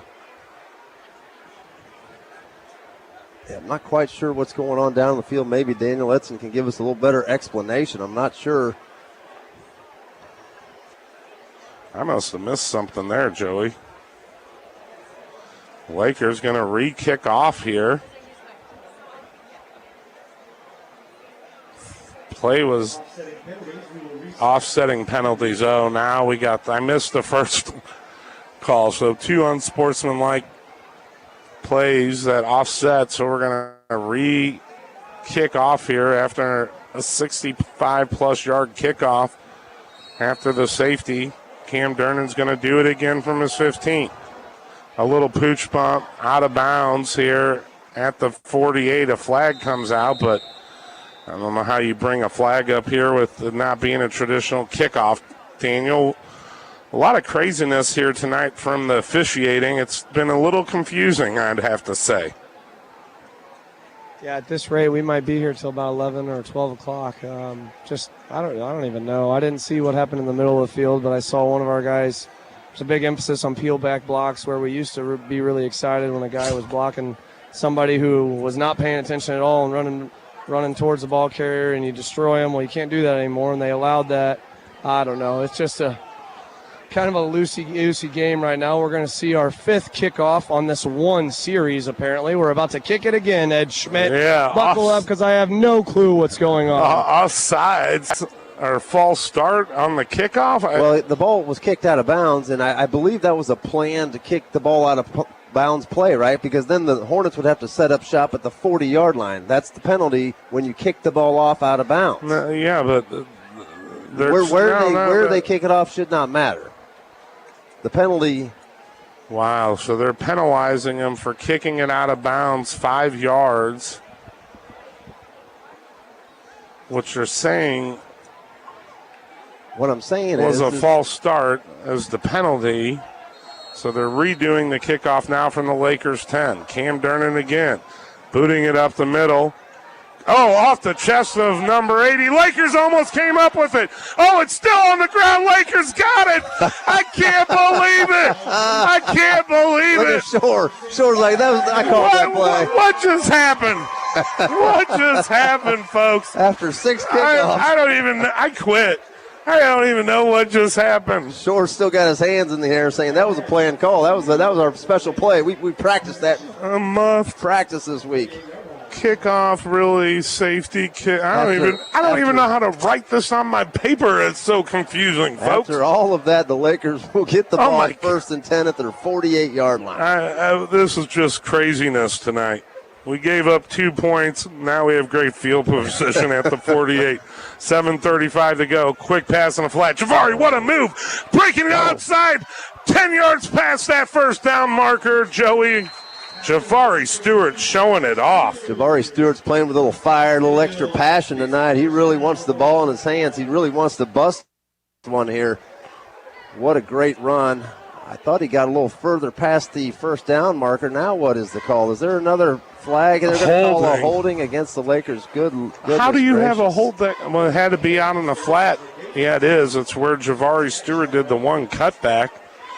I didn't see it myself, but obviously that takes away a huge play for the Lakers. This all may sound very confusing, folks, but we're trying to call it like we see it. We've seen 7 kickoffs in the last 3 minutes. I think we've seen 14, 15 flags here in the first half. 21-0 is your score. Unbelievable. But we still have 7:26 to go. 1st and 20 now. Another screen play here to Cam Durnan. Durnan putting his head down, picking up a tough 5 yards. You talk about weird, wild stuff. We are seeing it here tonight. He gets a little chunk play back. 2nd and 14 now for the Lakers. Ball at the 45-yard line this time. 2nd and 14, looking to throw here. Another tunnel screen to Durnan. Durnan gets tackled from behind, goes down after a 2-yard gain. Hornets very thankful for Cam Durnan kind of tripping up there. Had he gotten out of that tackle, he would have had lots of green grass in front of him. 6th reception for Durnan, now to about a 3rd and 11 coming up. 3 receivers split to the right. Looking to hand off to Javari. No, play action. Looking for it all off the back foot. Has it. Oh, just overthrew Hewlett off the wrong shoulder. Hewlett with his first target tonight. Man, that was a good play. Nice play call there. Well designed. Shore just kind of flicked it and really was a really nicely thrown football. I think just a little bit too far outside of Hewlett to grab. Hewlett couldn't get a hand on it. 4th and 11. Look like Lakers are going for it here. Same setup. 3 receivers split to the right side. 2 to the near side. Looking to throw. Looking downfield, looking for it. Coming back to Durnan. Durnan with the reception. A ball out, though. Ball out. They're saying he was out of bounds, though, at the 25, Joey. A 27-yard reception. That's all Durnan does. Make big receptions tonight. Great touch pass there, too, by Bear Shore. Durnan runs an excellent route there. Finds himself wide open at the 25. Shore with that brilliant throw, like I said. Durnan makes the catch, steps out of bounds, fortunately, as the ball kind of was knocked loose. How do you go for 27 yards on 4th down? Bear Shore does it, folks. First down from the 25 of Hillcrest. Looking for it all up the middle. Stewart going up for it. Broken up. 2 defenders there. Incomplete. Colson Scheffelbein is asking for a flag. He believes that was pass interference once again, at least the 6th time that we thought there was pass interference on the play. No flag against the Hornets as the Lakers set up now 2nd and 10. One Pacific Pools first down on this drive. It was a 27-yard 4th down play. Shore, bad snap, he pulls it in, throws it in the flat. Edson's there. Edson surrounded by blue jerseys, going down, a loss of 1. 3rd and 11 coming up. A little bit of confusion on the defensive side of the ball that time by the Hornets, but it worked out well for them, as the confusion on that right side was where the play was thrown, and they had players in place there to bring him down for no gain. 7th play coming up. Stewart getting a break, coming in Ford. Cam Durnan, Scheffelbein to the near side. Far side, 2 receivers. Hayes Hewlett looking across the middle, found his guy Scheffelbein for a first down, Joey. Pickup of about 12, 13 yards. Nice route, inside route in between the hashes there. Scheffelbein, excellent route, excellent throw once again for Shore. Another first down for this Purple Tide offense. 12 yards on that first down, brought to you by Pacific Pools inside the Wicked Willie's red zone at the 13.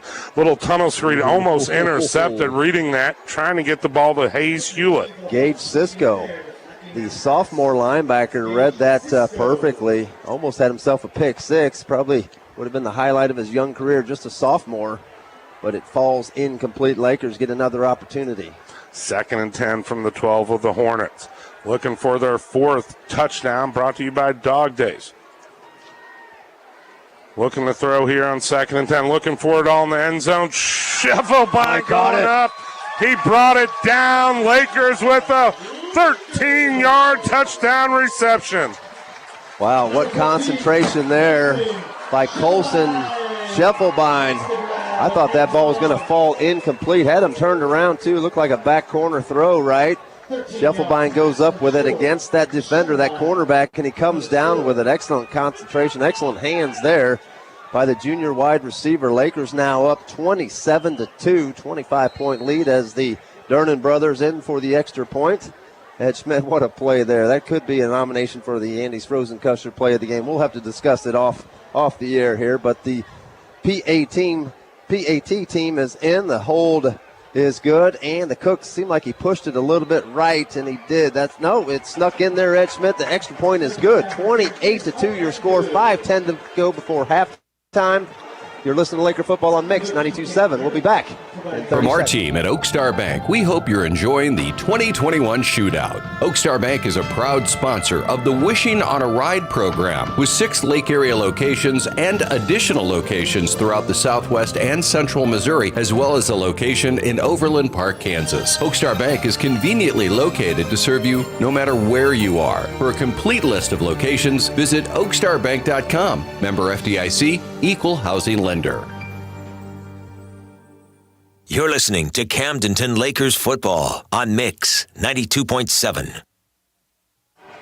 And welcome back, everybody, to the Andy's Frozen Custard broadcast booth. Another Dog Days touchdown from Shore to Scheffelbein. And now, of course, your drive summary brought to you by Malted Monkey. The Malted Monkey. 9 plays, 52 yards, 2 minutes, 25 seconds off the clock. The big one, though, was a 27-yard, 4th and 26-yard play, which was good enough for a first down. A 13-yard touchdown reception by Colson Scheffelbein. Bear Shore, his second throwing touchdown of the night.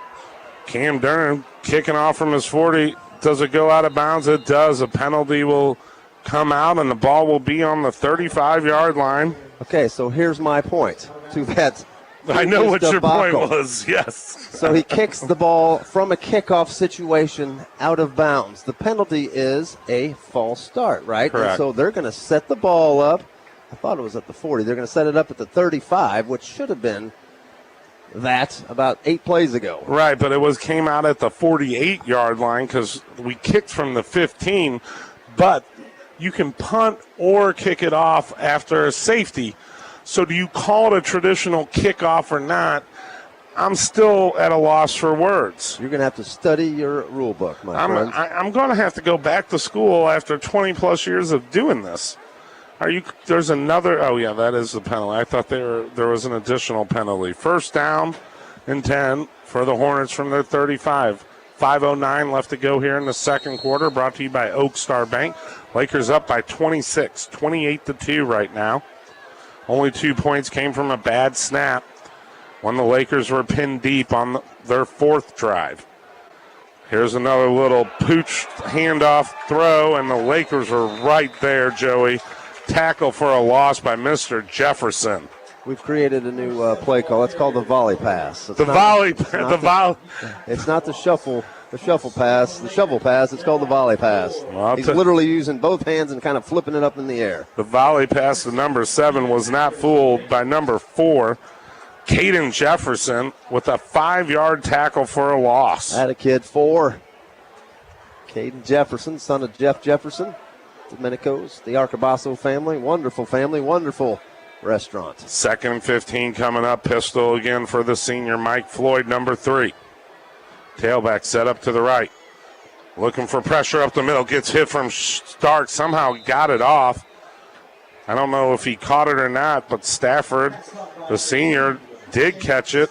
Gained about 6 yards back. Lakers putting a little pressure on. They're allowing anything underneath, right? They're just not letting the deep ball get behind them. So a nice little pass play there. 3rd down now, 9 yards to go as we are approaching halftime. Lakers hoping to get one more opportunity here on offense. They will get the ball back to start the 3rd quarter. 3rd and 9 coming up from about the 36-yard line of the Hornets. 2 receivers split to either side. Throwing over in the flat, found his guy, number 2, the senior, with a nice stiff arm, picking up about 14 yards, Shane Stafford. Let's send it down real quick once again to our HMI Fireplace sideline reporter Daniel Etz and Coach Craig Campbell coming up. What do you know about Coach? What can you tell us about the varsity basketball coach?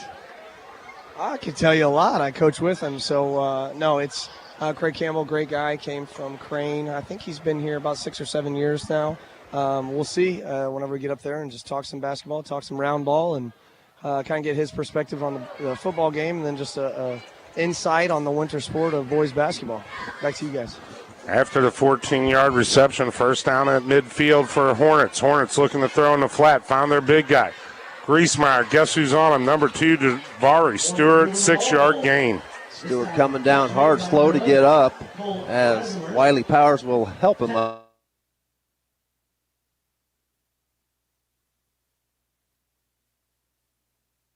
Little chunk play, 6-yard chunk play there for the Hornets. Second and driving inside the Laker territory.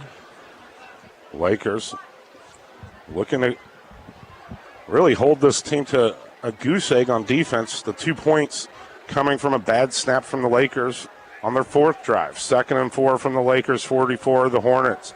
This time 3 receivers bunched here to the near side. A lone receiver, Griesmeyer to the far side. Low pass again.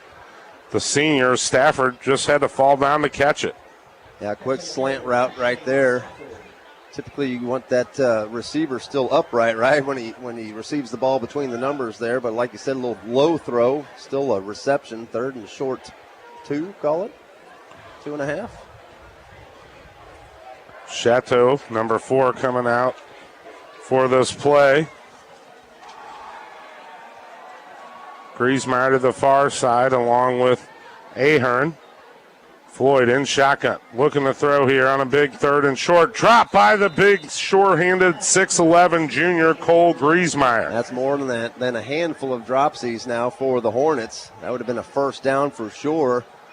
Bringing up a 4th down now. They got to get 3.5 yards to get the first down. A nice opportunity here for the Lakers defense to get the ball back for their offense. Plenty of time remains, 2:38, which is more than enough time for Bear Shore to push the ball down the field and get us in scoring position. Yeah, a huge 4th down coming up and about 2.5 yards.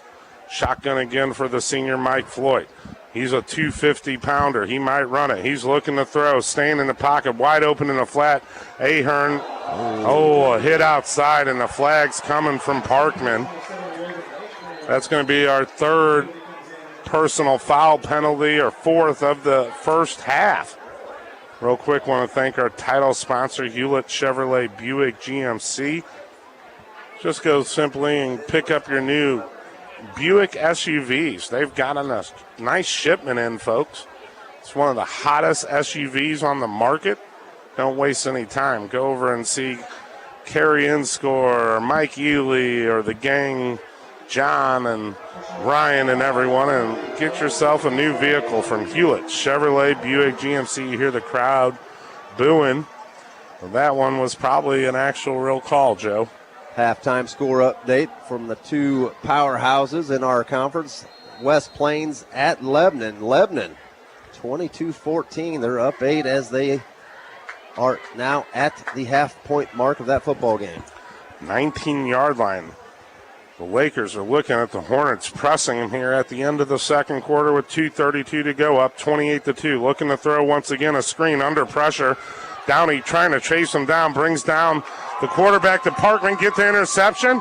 Give it to him. He's saying he got it. Is he in bounds? Give it to him. I think they're going to give it to him, Joey. They are, I believe. Give it to him. You better They're give it to coffee him. clutching on the sidelines. There's 6 of them over there now talking about the same play. Give it to him. Parkman's trying to make up for it. No, they're going to say no. Parkman's pleading his case. Lakers ball, baby. He made up for that personal foul with a huge interception. 2:23 to go. Parkman's first interception, I believe, of the season, and it came at the 7-yard line of the Lakers. Aiden Parkman using his debate skills right there, right, to get the referees to give him the call that he wanted, which is a interception. Like you said, his first one of the year. Nice read and reaction right there for Parkman. The ball was a little bit underthrown. He didn't have a whole lot on it. The quarterback did, and so Parkman was in the right place, right time. But, to play great cover, you got to be in the right place. So nice job there, nice play. Palomalu with a Parkman. Ball on the Lakers 8, 92 yards to go to get some pay dirt right now, and Bear Shore stepping up again. 8 seconds on the play clock. 3 receivers to either side, actually one side up the middle, a nice run. Picking it up, number 29 Ford, and a first down, gain of about 12 yards. Very reminiscent of a trap play there, just like a little inside handoff. Not anybody on that right side, right on the left side of that offensive line, so he just basically had a wide open space to run. Floyd was set up in the right. Number 29 Ford. Oh, Cam Durnan, quick pass on the flat, gets tackled up high. No flag on that call. Unbelievable. Clock's going to keep running. Durnan somehow held on to it, Joey. Are neck tackles legal? No. I didn't think they were, Ed. 2-yard loss there on that play. Now shotgun again. Trips to the near side. Low snap. Shore picks it up. Rolling to the far side. Now stepping up the middle. Under a lot of pressure. Thrown off his back foot. Reach Cam Durnan for a first down strike out of bounds. You see him pick that ball up off the turf. You know, it wasn't with two hands. It was with that right hand that just basically gripped it and palmed it like you do a basketball, right? Just gripped it, got away from the rushers, and poisely and calmly threw a first down to Cam Durnan. What a play again by Bear Shore. 2 Pacific Pools first down now. First down from the Lakers, 31, 1:36 to go. Shore on a little tunnel screen to Cam Durnan. Oh, Durnan looking to run before he had it. Placement of the ball was there. Kind of led him perfectly there, but you're right. Cam was kind of took his eyes off the ball for that split second, looking for his next move before making the reception. 11 attempts to Durnan. He's brought down 9 of them. 5th play of this drive, 2nd and 10 from the Lakers' 32-yard line. Shore across the middle. Nice. Hayes Hewlett cutting, then spinning out, taking 2 tacklers with him, gaining a couple more yards, picking up about 17 yards and another first down brought to you by Pacific Pools. Great route there by Hayes, making the most of his second target tonight. Nice grab there. Turns the ball upfield. First down. 1st and 10 from the 49 over midfield. Shore looking to either side. Found Scheffelbein. Scheffelbein made the first guy miss, staying on his feet, stiff-arming his way out of there. Getting yanked down. That's getting a little touchy, gain of 2.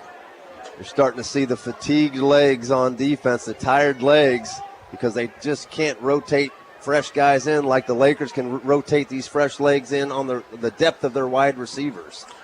Couldn't disagree anymore with that comment. I'm just joking. Joey's 100% right. 2nd and 8 coming up. Shore handing it off. Ford with the carry. We saw him get 12 the last time. This time he's getting more, splitting it, putting his head down, going out of bounds, standing up strong. Floyd picking up about another 12 yards on that run. Extracurricular activity going on down there. Calm was in order there. Didn't want a cheap flag there. Lakers got something brewing here. Down to the Hornet 35, 57 seconds to go. They got all 3 timeouts left. Here's where Bear Shore really earns his paycheck. 4 first downs on this drive brought to you by Pacific Pools. Shore thrown off the back foot, getting hit. Hewlett with a miraculous catch down the sideline. Hayes Hewlett picking up a 20-yarder, but going up for it and bringing it down. Flick pass there by Shore. Excellent job by Hayes Hewlett. Had the cornerback kind of turned around. Hayes made the move on the ball right at the right time. Excellent concentration by 8. Hayes Hewlett. 1st and 10 from the 11 of the Hornets. In the Wicked Willie's red zone. Shore with the snap, looking for it all. Cam Durnan has it all, baby. 11-yard touchdown reception. Cam Durnan with his 3rd touchdown in the first half. Man, when this tight offense is cooking, it is fun to watch. That is for sure. That was a quick drive there. Anxious to see those drive stat summaries, the Malton Monkey drive summary. Lakers celebrating on the field, 34-2 now, up 32. You wonder if they go for 2. Nope, the Durnan brothers are back in for the PAT. 40 seconds to go. As I said, Lakers in complete control, 34-2, hoping to make it 35-2 right before halftime. What a fantastic drive and a quick, dazzling one that was. Everybody happy here as we await the snap. Snap good, hold good, kick. Right down central, 35-2 your score. You're listening to Laker football on Mix 92.7 or MoSportsZone.com. Log in and watch it live. Tonight's game, the Hornets and the Lakers. We'll be back in 30 seconds. Whether it's a car accident, storm damage, or a fire, when the unthinkable happens, it doesn't matter if you've saved money in 15 minutes. In this moment, it doesn't matter if your neighbor has the same insurance you do. In this moment, what matters is that your independent agent and the company that stands behind them have you covered. Mills & Sons Insurance and Auto Owners Insurance, the no-problem people, at 2701 Bagnell Dam Boulevard. Call us at 365-2002 or visit our website at millsinsurance.com. We're on your side because life happens. It's Friday night, so it must be time for Camdenton Lakers football on Mix 92.7. And welcome back, everybody. Everybody happy here at Bob Shore Stadium. Everybody smiling. Everybody kind of partying a little bit here. 35-2, your malted monkey drive summary, and what an impressive one this was. Ed Schmidt covering 92 yards, 6 Pacific Pool first downs, 9 plays, a minute 43. The Dog Days touchdown, 11-yard snag. Cam Durnan from Bear Shore. Another muff punt down at the 3. Well, Still in the ground. Waters can get in. Are we in for a touchdown? Are we in for a touchdown? Are we in? Yes, we are. We're in for a touchdown. Number 50 for the Lakers coming up with it. He's not even on my roster. Oh, Lord. Lord, help us. Oh, down Breezy, at the 1, not Breezy, a I'm touchdown. coming to join you, honey, and I'm bringing Ed Schmidt with me. Can I breathe? Catch my breath. Holy cow. I couldn't even get the malted monkey drive summary done, and next thing you know, Ed Schmidt's calling the touchdown play. Wow, things are going right tonight. That is for sure at Bob Shore Stadium. Recovery was from number 50 for the Lakers. Ball down at the 1-yard line now for the Lakers inside the Wicked Willie's red zone. Here comes out the Rattler, right to number 71, Thomas, for his 7th touchdown of the game, or of the season. What is going on, folks? Go crazy. The big package, the jumbo package, the Mongo set, the Power Eye. Direct snap to Landon Thomas, who is calmly and quietly putting together a fine senior season. Logan Thomas, little easy touchdown run off that left side, 41-2, just like that in a blink of an eye. We are now up 39, extra point pending to put us up 40 right before halftime. Unbelievable play there, Ed Schmidt. What a entertaining first half this has been. I'll tell you what, they need to work on some kickoff drills, because we've seen more bad muffs on this than we've seen probably in the whole season. Extra point attempt is up. It's good. Late flag on the field, but we're going to take the break. 43-2, 26 seconds left to go in the second quarter. You're listening to Lakers football on your home of it, Mix 92.7. Hello, Laker fans. Welcome back to another great school year. This is your buddy Charlie from HMI Fireplace Shop. Very proud supporters of Laker athletics for hundreds of years. Before I let you get back to enjoying today's game, let me remind you how HMI has kept millions warm and comfortable in Lakerland for over 40 years. Now, let's get back to cheering on our Lakers. No one warns you like Friday Night Football with the Camdenton Lakers and today's best hits, Mix 92.7. And welcome back, everybody. What a great night this has been. 42. It doesn't always go this way, right, Ed Schmidt? So when it happens, you enjoy it. You enjoy the moments. You enjoy the ride. You enjoy the call. Everybody's having a great time here. This was the longest first half, though. I've never seen so much longer. I've never seen so many crazy plays. I mean, the 2 points from the safety, then kicking off from your 10-yard line. I mean, the night has been one of those nights, and it couldn't be any better than the weather holding off tonight here for homecoming and for your Lakers squad. There is a penalty after that last play. I was actually a little worried about some rain showers tonight. It was kind of in the forecast earlier tonight, but that kind of subsided and went away. And it opened up the magical Laker plays that are transpiring right before our very eyes. Lakers up by 40 points, 42-2. Cam Durnan, Mr. Everything, getting ready to kick off again. A little pooch punt, maybe trying to get another turnover off the baseline. Lakers are picking up the ball. Jefferson covers it. The Lakers get the ball again with 22 seconds to go, folks. I'm not joking.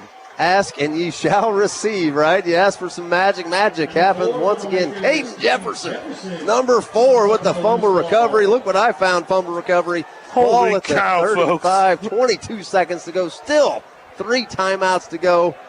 What else is going to happen? I have no clue. I am telling you, I am at a loss of words tonight, folks. I don't ever, and everyone who knows me knows that I'm never for a loss of words. This has just been pure craziness. Shore coming out with 22 seconds left to go with the ball on the 36 of the Hornets. up by 40 here in the second quarter. What an Oak Star first half we have going on here. Shore looking to hand off. Hands off to Hewlett. Hewlett has a good block from Javari. Cutting back, trying to make something happen. A head hit there, down around the 22. Gain of 15. Lakers are going to take a quick timeout, I believe. Timeout's brought to you by, after Jeff Shore timeout, the Ed Schmidt team, brokered by eXp Realty. Visit favoritelake.team.com for all your questions, concerns, commercial, residential properties. Tammy Cannon, Realtor of the Year. Just my opinion. Yes, my opinion. she's amazing realtor. We'll take a quick break. You're listening to Laker Football on Mix 92.7. Vision Source Family Eye Care would like to wish the Camdenton Lakers a safe and successful season. Let's keep those eyes safe out there. Protecting your eyes from injury is one of the most basic things you can do to keep your vision healthy during sports season. Vision Source Family Eye Care can help with all your sports and sunwear needs, from contact lenses and correct cleaning techniques to proper frames and stylish sportswear to choose from. With locations in Lake Ozark, Camdenton, Osage Beach, and Laurie, or online at lakefamilyeyecare.com. Vision Source Family Eye Care is the eye care specialist for the Camdenton Lakers. It's a football Friday night at your home for the Camdenton Lakers. Today's best hits, Mix 92.7. Lakers looking to strike again with 12 seconds. Real quick, want to thank the Chain Gang sponsor and our close call sponsor who's had a lot. Tony Cannon, Blue Line Painting and Renovation. Give Tony a call at 573-836-1400. No job too small, too large. Blue Line Painting and Renovation can get it done inside, outside your home. In addition, whatever you need, a new deck, give Blue Line Painting a call today. First down for the Lakers from the 23. 12 seconds to go. Looking for it all. Under pressure. Now trying to see if he found someone in the end zone. He might have his guy. Hewlett up for it. Broken up pass. 2 seconds left to go on the play clock. Thought Hewlett might come down with it. Timed it perfectly. Leaped for the ball just a little bit out of his reach. You wonder if they attempt a field goal from here, it would be a 22, 32, 39-yarder.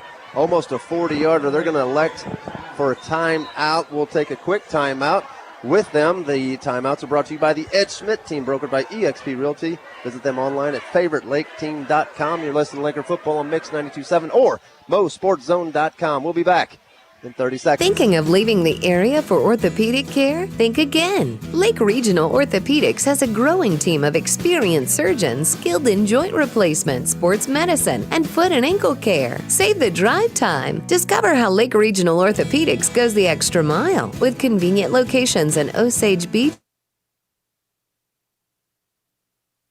Camdenton, and Lebanon. Call today, 573-302-3990. That's 573-302-3990. Lake Regional Orthopedics, here for you. Your new home for Camdenton Lakers football is Mix 92.7. Field goal. 2 seconds left to go. Lakers up 42-2. Cam Durnan, Joey Hom coming out for a 40-yard field goal attempt. A 40-yarder coming up from Durnan, 1 of 3 this season. His longest so far, a 26-yarder. With 2 seconds left to go here in the first half. There's the snap. There's the hold. The kick is up. Has the distance a little to the left, but we'll see what the call is. No good. And that's the end of the first half. Lakers up by 40. 42-2 is your score. Want to thank our first half sponsor, Oak Star Bank. Also coming up, we have the Surdike Yamaha halftime show with head basketball coach Craig Campbell. Joining us in the Andy's Frozen Custard broadcast booth will be Joey Hom, Daniel Ensign, and Riley Hodges. We'll be right back with more Lakers coverage on Mix 92.7 and mosportszone.com. Polylift Boat Lifts. You've got your home at the lake and you found the perfect boat. Now, to just make sure the boat bottom stays clean and up out of the water. Polylift Boat Lifts. We've been the lake's choice for reliable boat lifts for over 40 years, and we offer a lifetime warranty on our tanks. We don't just build boat lifts, we build poly lifts. We don't just build boat lifts, we build poly lifts.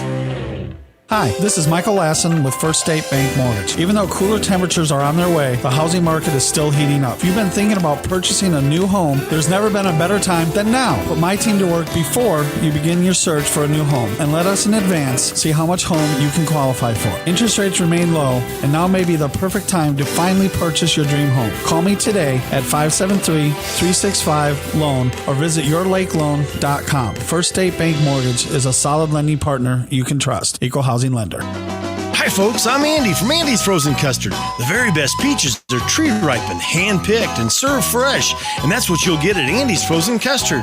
Well, you can't just order peaches, you'll want to order a peach concrete. Fresh peaches blended with made fresh hourly Andy's Vanilla Frozen Custard.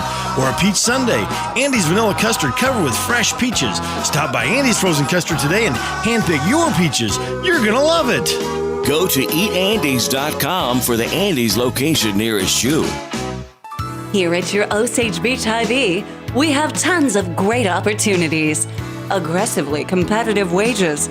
Every employee plus one of their family members receives 10% off groceries. Great 401k match for part-time and full-time employees. College tuition reimbursement programs, and so much more. There are part-time and full-time opportunities available. So visit the Osage Beach Hy-Vee. Stop in and see us today.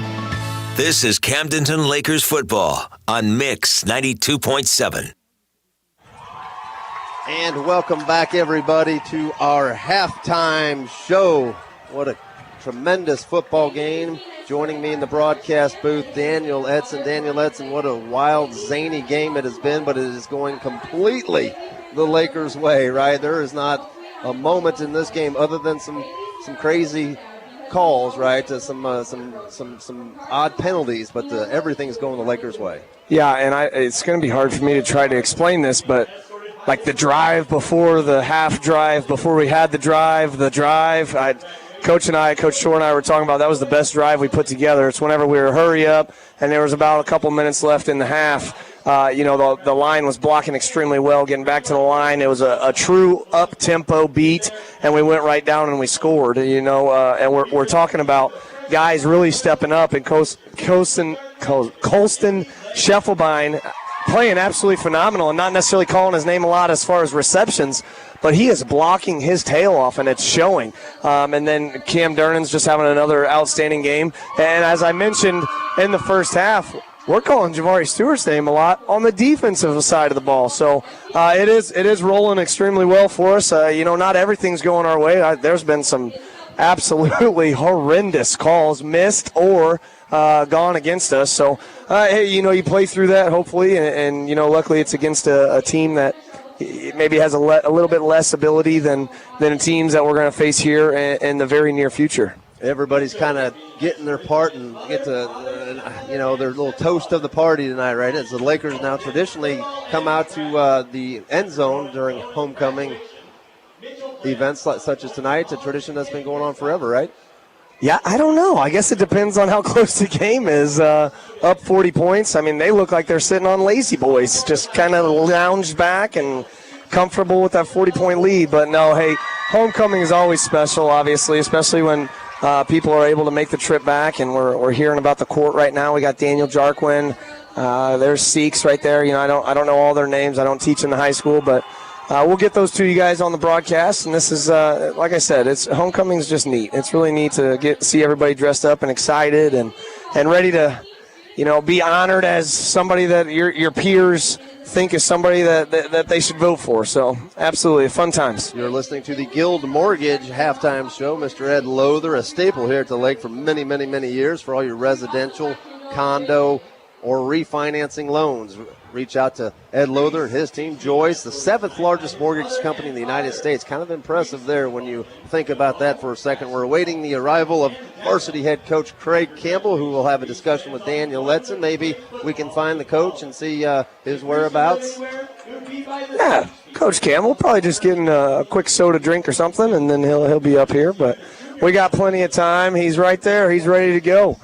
I will introduce Coach Craig Campbell. Coach Campbell is the boys varsity head basketball coach. Had the pleasure of working with him last year and continuing on this year. Coach Campbell, give us a quick breakdown of how long have you been at Camdenton, been the coach, kind of the highlights, and what to expect in the season coming up. Well, this is started my 5th year here at Camdenton. Had some up and down years. Second year here, we won districts. First time in 37 years here at Camdenton, and that was definitely a highlight. That group was a good group of kids, and last 2 or 3 years last 2 years we've struggled a little bit. Experience has been lacking at times, but the big thing is we've always kind of competed, and so that group I've got coming back this year, they definitely like to compete in everything they do. A lot of them are out here on the football field too. Right, yeah, we talk about our group coming back this year. Obviously we know, but just for the listening crowd, the heavy dominance in the junior class. You know, how hard is it to juggle, you know, a lot of juniors, maybe not so many seniors, and then you try to find playing time for everybody. You know, it's kind of a good problem, but it's a hard problem to solve. Yes, having a large number in one class is definitely a good thing and bad thing. It's good in the fact that it's very competitive and it pushes the kids to be better. It's bad in the fact that there's not enough playing time for all of them to go around. That's exactly right. And we got a smaller senior class this year in basketball, large junior class, and they'll compete night in, night out, and looking forward to seeing how they progress this year. Yeah, absolutely. Coach Campbell, where'd you come from before you were at Camdenton? And we'll just kind of talk about the Ozark Conference and everything as far as basketball is talking. Before I came to Camdenton, I was at Crane for 2 years. We got second state my second year there with a group that they didn't expect to make that kind of run, and we just had a nice end of the season, 14 in a row right before we lost in the state championship game. It's a good time. Yeah, that was a fun run. I was at Gainesville before that, so moving to Camdenton was definitely a big change as far as the size of the school. I laugh with and joke with the kids that my high school and the schools I was at prior would all fit in one lunch period at Camdenton High School, and so that kind of blows their mind a little bit. But I've been lucky enough to be around some really good basketball programs growing up and as a coach too. So absolutely. Now I'm kind of on the opposite end, always kind of been at the bigger programs that have kind of, I mean, for lack of better words, we've kind of lacked the ability to succeed based on our wins and losses. What is the main difference that you could say? Did Crane and Gainesville have football? No, they did not have football. We had some kids that definitely would have succeeded a lot in football and had a lot of success. Actually had a kid at Gainesville I coached that went on to play football in college at SBU. Wow. But we didn't have football in high school, so he had a good 2 years before he got hurt and then decided to hang it up and get married and have kids. So there you go. So what do you think is the biggest, not necessarily the transition, but the biggest hurdle as far as being at a larger school in an Ozark Conference that just seems to be, whether it's 1 or 2 or 4 teams in the Ozark Conference that are always just nails and so hard to compete against that might focus on basketball more? What is the biggest hurdle from the small schools you came from to now being at a bigger school in a very competitive conference? Probably the biggest hurdle is the amount of extra activities kids can do at a larger school. I look in the hallways at Camdenton at kids that if they didn't have all these other activities they could do, would probably be playing basketball and probably would have been pretty good by now. Where at a smaller school they didn't have that luxury, and so playing basketball or baseball or even soccer was kind of the thing to do. And so they played it when they were young and all the way up through. And here there's a lot of kids that don't start playing basketball till 7th grade. And then as far as the Ozark Conference, I mean, you got the Springfield schools. I mean, they that's what they do. They live and breathe basketball, and then when you have a lot of the athletes that play the other sports end up coming out for teams like Rolla, West Plains, and Waynesville, that just makes them even more competitive. Oh, yeah. And so it's tough in the Ozark Conference. It really is. You have night in and night out. You can't have a bad quarter, let alone a half, and compete. And it was one of those, that was a big learning experience for the group I had last year. I had a lot of guys that got experience in that where they have a bad quarter and we're out of the game. Right. And we'd compete and we'd win 2 of the 3 other quarters, but that one quarter would cost us. And I think the guys I have coming back realize that now, and they've been putting in some effort and stuff. And so that off season this summer, we had a good summer where we went down to Branson, played some teams we don't normally see, and played a lot of games in 3 days. I think 16 games in 3 days with 12 guys, and let's just say they were tired by the time we were done. But we played a team out of Little Rock, we played a team out of Fayetteville. Both of them will probably be 20-plus win teams in their respective divisions, and we won one and lost one. But competed in both of those games and came down to the wire. Yeah. Talking about the AAU circuit, the traveling basketball circuit, I don't think there's any way that we could say it's bad for the kids, but how hard does it make it for guys that are really caught up in the AAU circuit to transition back into the high school scheme of it's got to be more. I see AAU as not necessarily an individual sport, obviously, because it's a team sport, but everybody's out there to get theirs. And then we got to transition those guys back into the high school sport where you got to really understand that you will not get yours unless your team is really working together. How difficult is that? It can be very difficult, especially depending on what AAU program that kids go with. But like very true. You hit it on the head when you said that it's sometimes more individualized because a lot of those kids go into AAU, and that's where a lot of college coaches can recruit because they're not in season at that time. So they're out there on that circuit looking at those kids, and so they want to get theirs. And some of those programs, that's all they do. They roll a basketball out. You go get yours as one-on-one, which is great for them recruiting, but they don't learn the team aspect. And when they come back to high school, the transition back to that, some kids can do it, some kids can't. And those that have really, really good AAU careers don't always have really, really good high school careers. Yeah. But a kid that has a really, really good high school career usually has a really good AAU career. Makes a lot of sense. And so that team aspect of focusing on the team success prior than their individual one, if they grasp that part, it makes them better in both. Without a doubt. And depending on which AAU program, some of them preach that still. Right. There are some good AAU programs out there that focus on the team aspect and team defense, and they don't really care if you score 20 or 30 points a game. If the team won, that's great, and they preach that, and those are the good ones to be because they usually practice more than they play. Absolutely. That's where we get all the experience. I agree 100%. Moving forward with our basketball season coming up here pretty soon, we got an outstanding facility to play basketball in. We got to get some more fans. Anybody listening, I know you love football. Come watch us on the hardwood. I promise you won't be disappointed. What can we promise all the listeners that are going to take my word and come out to basketball games and watch us on the hardwood, Coach Campbell? The biggest thing I would say is you're going to see a group of kids that are just going to compete until the final buzzer. And whether we win or lose, it's going to be fun to watch because they're going to compete for each other. They're going to compete for Camdenton, and they're going to compete for the people in the stands.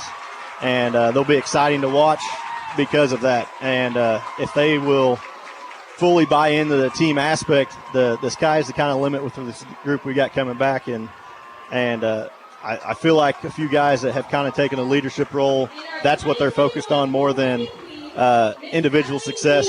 They want to see the team win another district championship. Right, yeah, and I hate to dime people out or anything, but give us some names of guys that you're really looking to step up this year and not necessarily be great leaders, but, guys that we are really counting on in the leadership role, but also to contribute on and off the court for us. I'll name a few guys that aren't on the football field, and then I'll bring some of them into play, but you got Aaron Pogue, who got a lot of minutes last year, has really stepped up his game and his ability to score and his strength. Being able to finish around the basket, it will be huge for him this year. And Kyle Christensen's kind of the emotional and vocal leader. He's the returning senior that played a bunch last year on varsity, and he brings that energy that sometimes when guys don't have. He'll bring it and they'll bring it up. Another senior I like to shout out is Tyler Miller. He's been at everything from this summer, this fall, everything off-season wise, and he's one of those that understands his role and understands that he may not get a ton of minutes, but when he does, he's going to give everything he can. Cooper Barrett's another one. Riley Webster. As far as some of the football guys out here, Caden Cole, I'll throw him out there because he's soccer too. But Bear Shore, looking to him have a big jump this year in playing time and minutes. We lost Ethan Evans, unfortunately, to injury first game football. We'll miss him tremendously, but looking for guys like Tommy McLeay to step up and take some of his playing time that he was going to get. And Javari Stewart, hopefully welcome him back, and he'll be able to pick up where he kind of left off last year. I mean, you got there's a lot. That junior class is huge. That junior class, there's a bunch, and there's even some sophomores I could think of that will be fighting for varsity playing time. But I mean, it'll be fun. I mean, we'll have competitive practices, and I mean, last year was the first time that I could find in record books that the JV and C team both had winning records at the same time. Yeah. And I'm looking for that to progress to all three teams this year, hopefully having winning records, which might be the first time in at least 30 years in Camdenton history that's ever happened. So that's kind of what we're shooting for. And guys that don't make the varsity squad necessarily this year will be playing some very tough competition on the JV squad that will prepare them for varsity in the next year or two. And it's exciting the fact that those boys will keep working at it. They have a chance to be some of the best groups to come through Camdenton in a long time as far as team success. Without a doubt. Listening to Coach Craig Campbell, head coach of the boys basketball team. Great conversation, Coach. Guys, come watch us on the hardwood this winter. We got a lot of guys we can't stress enough. A lot of guys that are going to compete night in and night out, and that's going to make us so much better. So come check out a boys basketball game this winter. This is the Sir Dyke Yamaha halftime show. Coach Campbell, thank you very much. Appreciate it. Thank you. We will be back in just a quick minute to talk about some halftime stats. Camdenton Lakers up 42-2 over the Hillcrest Hornets. You're listening to Camdenton Laker football on Mix 92.7 Sports. Have you ever imagined the scope of your talents and what it would be like to grow your potential? Lake Fine Art Academy and Galleria is the only original fine art gallery at the lake and provides art lessons, drawing classes, and also painting classes for both beginners and advanced. Lake Fine Art works in fine-tuning your drawing and painting skills in many different mediums. Sign up for classes by going to lakefineart.com or stop by 5513 Osage Beach Parkway in Osage Beach. Learn, experience, and create your own work of art at Lake Fine Art Academy and Galleria. To start living the lifestyle that you've always wanted, trust in Better Homes and Garden Lake Realty. They'll help guide you in the home buying or selling process with their professional team who understands the needs of their client every step of the way. Lake of the Ozarks is an exceptional place to call home. With Better Homes and Garden Lake Realty, to schedule your appointment today, call 573-873-1400 so you too can start living your new dream. You're listening to Camdenton Lakers football on Mix 92.7. And welcome back once again, everybody, to the Andy's Frozen Custard broadcast booth here at the Guild Mortgage halftime show, brought to you by Ed Lothar and his team.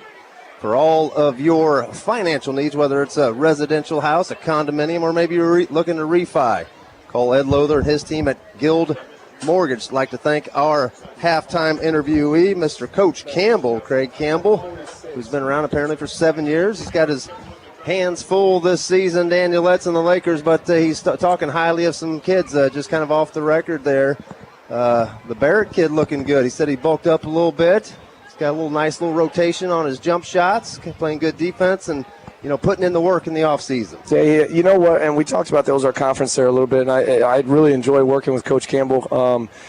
Basketball has always been kind of tough at Camdenton. You really focus on football, and you talk about a tradition that's developed in football, and Coach Campbell's came here with no connection to Camdenton and really trying to create something, create a tradition, create an atmosphere where guys want to come out and play and, give it all and buy in. You will never have any success in any sports if guys do not buy in, and they're starting to believe that we can compete in the Ozark Conference and we can be a good, solid, traditional basketball team. And this group is building it. Our seniors here the last couple of years, like he said, we won a district championship about 3 years ago, Paxton DeLawrence group, and they've kind of set the precedence, and now we got to build from that. It is extremely difficult to be a basketball coach at Camdenton with our conference being as stacked as they always are. The Kickapoos, the Glendales, the Rolla's. Rolla's been really great recently, and so it's a challenge, and he's a guy that's taking that challenge head on, and we're going in the right direction, I believe. Yep, I agree, and there's nothing. I'm a basketball guy myself. I played, from fourth grade through my senior year. Always loved to follow the Laker basketball program, and you're right. It's hard to kind of trump the football program here. A lot of kids want to play football, and it takes a good core of kids to make up that basketball team, and so it sounds like we're in a good spot right now. Without a doubt. Also want to recognize the homecoming king and queens tonight. So both seniors, Joe Ab Smith is your Camdenton Laker homecoming king. and Miss Addie Enos, a senior. Both seniors, a homecoming queen. So congratulations to both of them and their families. That's quite a deal, especially being recognized in front of this large crowd tonight. I know, and I just hope this large crowd stays for this butt whooping to keep going, and I hope that's exactly how it continues. We're up 40 points right now, really clicking on offense, defense. You know, they're getting a couple, not necessarily big plays, but they're moving the ball a little bit, getting a little rinky-dinky passes here and there, but you know, we're playing exceptionally well, and we just got to continue it. You cannot ever take, we say it week in, night in, night out.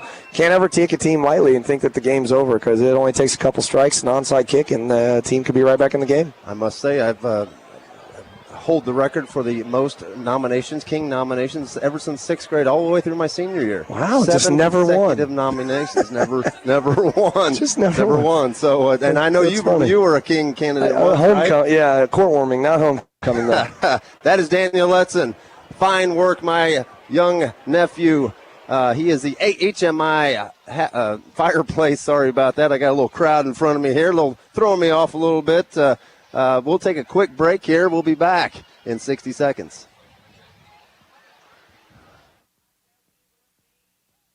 The lake's newest and most adventurous attraction is here. Jump into family fun at the Malted Monkey in Lake Ozark.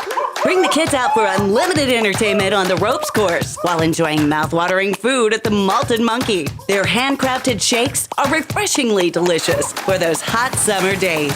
The Malted Monkey is also the perfect spot for birthdays and group team building events. Swing on down to the Malted Monkey, located on the historic Bagnell Dam Strip, Lake Ozark. No pressure, low prices. Hi, this is Jason at Hewlett Chevrolet Buick GMC in Camdenton. Hewlett has been serving the Lake area for over 54 years, and we're proud to offer the lowest prices combined with a friendly, no-pressure environment. We are proud to offer our price match guarantee. You can buy locally without all the hassles and pressures of a big dealer, but still be confident you're getting the lowest prices on your purchase. I invite you to come experience the Hewlett difference today. Hewlett Chevrolet Buick GMC in Camdenton. No pressure, low prices. That's the way we do it. Shop Hewlett. ShopHewlett.com. Camdenton Laker football on today's best hits. Mix 92.7. KLOZ Eldon, Lake of the Ozarks, Camdenton. We're back live here at the Surdike Yamaha halftime show. Lakers out on the field. Joining me up here is Riley Hodges, the junior. Go over some stats, Riley, with us real quick from the first half with the Lakers. Looking at this, Riley, Ford had 2 carries for 24 yards. Dernan had a carry for a touchdown. Shore had another touchdown on the ground. Then you looked at what Shore did through the air. We don't have any numbers here for Shore through the air. I should have tallied them up, but Shore threw the ball about 30 times in the first half, Joey Hom and Riley. So, you know, you look at your first opportunity of calling these games, and pretty crazy first half here with all the muff kickoff and things of that nature, Riley. Oh yeah, definitely. I mean, that first half was pretty wild. A lot of calls that were a little confusing by the refs. Mm-hmm. You could hear the confusion on the sideline. A lot of confusion from the offense and the defense. Obviously, our defense really picked it up, especially in that second quarter. They stopped a lot of drives by Hillcrest. It was a great show out by the defense and by the offense. Well, Lakers are going to come back, Riley, here on offense to start the second half, brought to you by Porter's Building Centers. And Lori, your Yellowwood dealer, also a great place to get your steel equipment. Here's the kickoff. The first one all night. A little pooch kick here, picked up by number 31, Waters. Waters with a nice 10, 11-yard return, Riley, there off the kickoff. Oh, yeah, nice return by Waters. Reese has really been stepping it up tonight. Been down there talking to him a little bit. My energy's pretty good with him. He's really going pretty hard. Lakers are going to have first down from their own 41-yard line. Good field position for the Lakers offense on the first drive here of the second half. Want to thank our title sponsor, Hewlett Chevrolet Buick GMC. That's shophewlett.com. Bear Shore out here for the first drive of the second half. 3 receivers split to his right. Hand off to Javari. His first carry. He's at the 45. Cut him back. He's at the 50. Spinning out of one there. Trying not to go down. I think he picked up enough, Riley, for a first down. Oh, yeah, great play by Jabari. Got him down at the 50, but, we'll take any yards that we can get.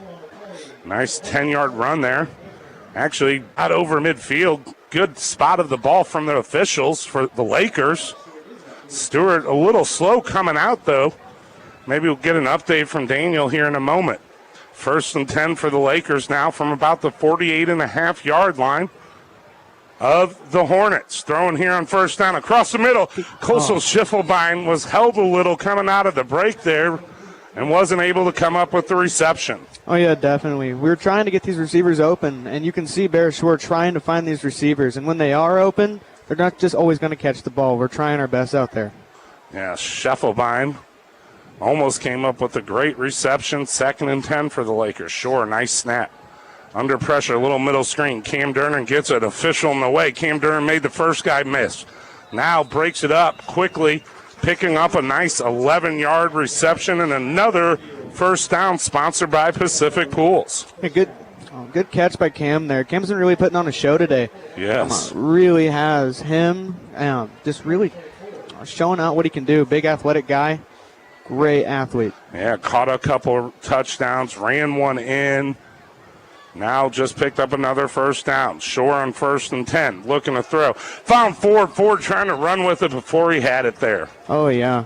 Well, we're getting these receivers. They're being open. It's just we're having trouble. We're little butterfingers out there. Yeah, little butterfingers are wanting to bring in that ball and try to run with it before you had it because he had so much open field around him. Ford was looking for a big gain like he got on his 2 carries in the first half. Oh, yeah. This time trips to the left for sure, deuces to the right, throwing it to Ford. Ford brought that one in for sure, put his head down. What an open field. Ball is out. Hit by Aaron. Oh, good recovery by Bentley. Ball was out for a little bit there. Man, what a hit laid on right there on Ford. Ford was able to bring it down for about a 6-yard gain.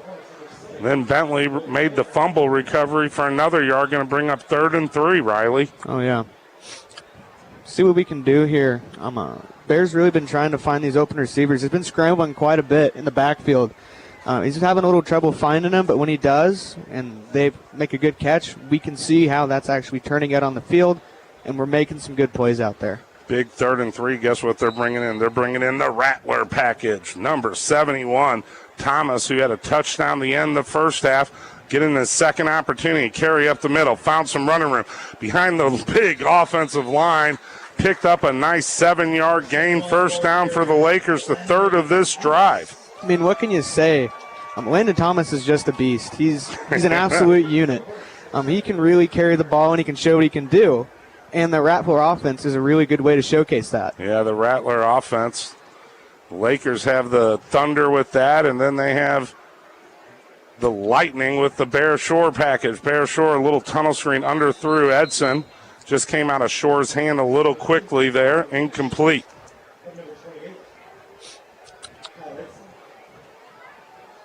Edson wasn't able to pick up that shoestring reception. 2nd and 10 now from about the 24-yard line of the Hornets. Trips here to the near side, the short side. Shore handles that hard snap, throws it in the flat, has Edson on a little screen out in the flat. Edson puts his head down, picked up another 3.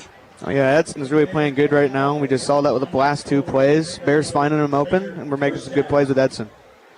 Edson picked up 13 yards on that play. Lakers now inside the Wicked Willie's red zone, down to the 14. 1st and 10. Shore across the middle. Found Cale Bentley. Bentley cutting it back. Bentley going up in the air, getting his legs taken out. Pickup of 9. Yeah, good game there by Bentley. Bentley's really also been putting on a show tonight, defense and offense. Great player. Bentley, the Ralph for the squad. One of the big team leaders. The 10th play of this drive coming up from about the 6 of the Hornets. 2nd and short, looking, pump faking. Rolling to the near side, under pressure. Short getting away from it. Goes off the back of his foot in the end zone of Cam Durnan. Incomplete. And missed catch by Cam Durnan. It's a rare one you're going to see. When Cam's wide open, he's going to make that catch most of the time. 6:15 going here in the 3rd quarter. Want to thank our title sponsor, Hewlett Chevrolet Buick GMC. Simply put, shophewlett.com. Now out there, number 87 for the Lakers. I believe that's the sophomore, Braden Shepard. 3 receivers set up to the left here for short. 2 to his right. On 3rd and short, under pressure, rolling out. Nice seal block there on the 400-pounder. Going up in the end zone, intercepted. There, no flags on the field. Lakers turn the ball over in the end zone. That is an unfortunate play right there. We really don't want to be giving them any opportunities. We might be winning 42-2, but we really still don't want to give them those opportunities. I don't disagree. Lakers might be up by 20, but don't want to see the turnover there. Triple coverage on the receiver. Sometimes it's better to throw it away. Couldn't agree more. 1st and 10 now for the Lakers, for the Hornets from their own 20 after the touchback interception. Hornets looking with 5 minutes left on the clock, starting their first drive of the second half. Put up no points on offense, but Floyd did a pretty good job. Mike Floyd, the quarterback, moving the ball. Just the Lakers did not break. They bent a little. Here comes a late flag out. Let's see what we got here. We saw a lot of flags in the first half. Seen one right here in the beginning of the second. Oh, yeah, they're having a fun time throwing that flag out there. Illegal shift on the play. So it'll be a 5-yard penalty. Bring up 1st and 15 now from the Hornets 15. Lakers defense have quite a few new faces out there. Oh, yeah. Not many of the starters for the Lakers offense except Ahmad out there right now currently. Looking to throw in the flat, found his receiver on 1st down. Pickup of about 7. I believe that was number 11 over there. Oh, yeah. Well, when you're up 40, whenever you're up by 40, I mean, you got to send out those boys that want to get some reps, maybe get on the squad next year. All right, get some playing time. Yeah. Gain of 8 on that, going to bring up 2nd and 7. Was 1st and 15. 2 receivers split to either side for the quarterback. Mike Floyd, the 250-pound quarterback. There's the snap, looking to throw quickly. Found his receiver. Lakers closed quickly, but not until they gave up the 1st down. Going to be 1st and 10 from the 31. Yeah. Well, defense has really been stopping them all game. You can really count on the Lakers defense to keep them where they're at. They're really doing a good job tonight. Joining me in the broadcast booth, Riley Hodges. He's interested in being a broadcast major, maybe future in broadcasting, right, Riley? Oh, yeah, definitely. That's what I want to do when I get older, Definitely has a love for baseball. Oh, yeah, I do. Baseball is my number one. If I can announce baseball, that'll be the key right there. Cardinals won 17 in a row just recently. 1st and 10 now for the Lakers D here from the 31 of the Hornets. Another quick pass to the left in the flat. Good coverage. DeMott was there, but a 1st down. Gain of 11. No, yeah, Hillcrest is really gaining some yards right now. I mean, we just need to watch that defense step up, see what's going on. Maybe get the starters back out there, see what's going on. 1st down and 10 now for the Hornets from the 42-yard line. 2:50, clock running here in the 3rd quarter. Lakers up by 40 points. Been throwing the ball effectively to the left here this drive for Mike Floyd. Hasn't moved it over here to the right side to his 2 receivers, going to his 2 main guys, set up in the left flat. Once again in the left flat. Griesmeyer gets the reception. Ball almost came out. Good open field tackle there from the right corner for the Lakers. We got to get some of these names out here. I believe that's number 7, Ferris, on the tackle. Oh, yeah. Even Ferris, the senior. Mm-hmm. Oh, Evan Ferris. Evan Ferris, not even, sorry. No, Evan Ferris, yeah, he's wanting to get out there and get some reps. Mike Floyd once again in the pistol. 2nd and about 5. Late flag comes out. Lakers didn't jump, so that should be movement on the line or delay of game. False start, yep. Movement on the line. That'll push him back to bring up 2nd and 10, Riley. Yeah, well, these refs like to throw some flags out. Like to see the color yellow on the field. It's been happening all game. A lot of confusing flags. But, I mean, refs are calling a good game, so what else can you ask for? 1:45 to go. Here's the snap. Hard count. Man, the Lakers jump. Number 77, the senior Barrett. 270-pound nose guard. Can't be jumping like that. That's an unfortunate jump right there. Sending out 51 Laredo Payne to take a spot. Yeah, especially when you're right in front of the ball. You got to watch the ball. Don't listen to the quarterback. Definitely has an ability tonight, Floyd has, to get the Lakers to jump. 2nd and 5 now after offsetting penalties, basically. Floyd running the ball once, out of bounds here. We haven't seen him run very much tonight, Riley. Yeah, it's a pretty rare run by him. Obviously, he's been passing the ball quite a bit, trying to get to his receivers. But, I mean, once you get in a position like that, you got to run the ball. 3rd down and short coming up. Ball at midfield.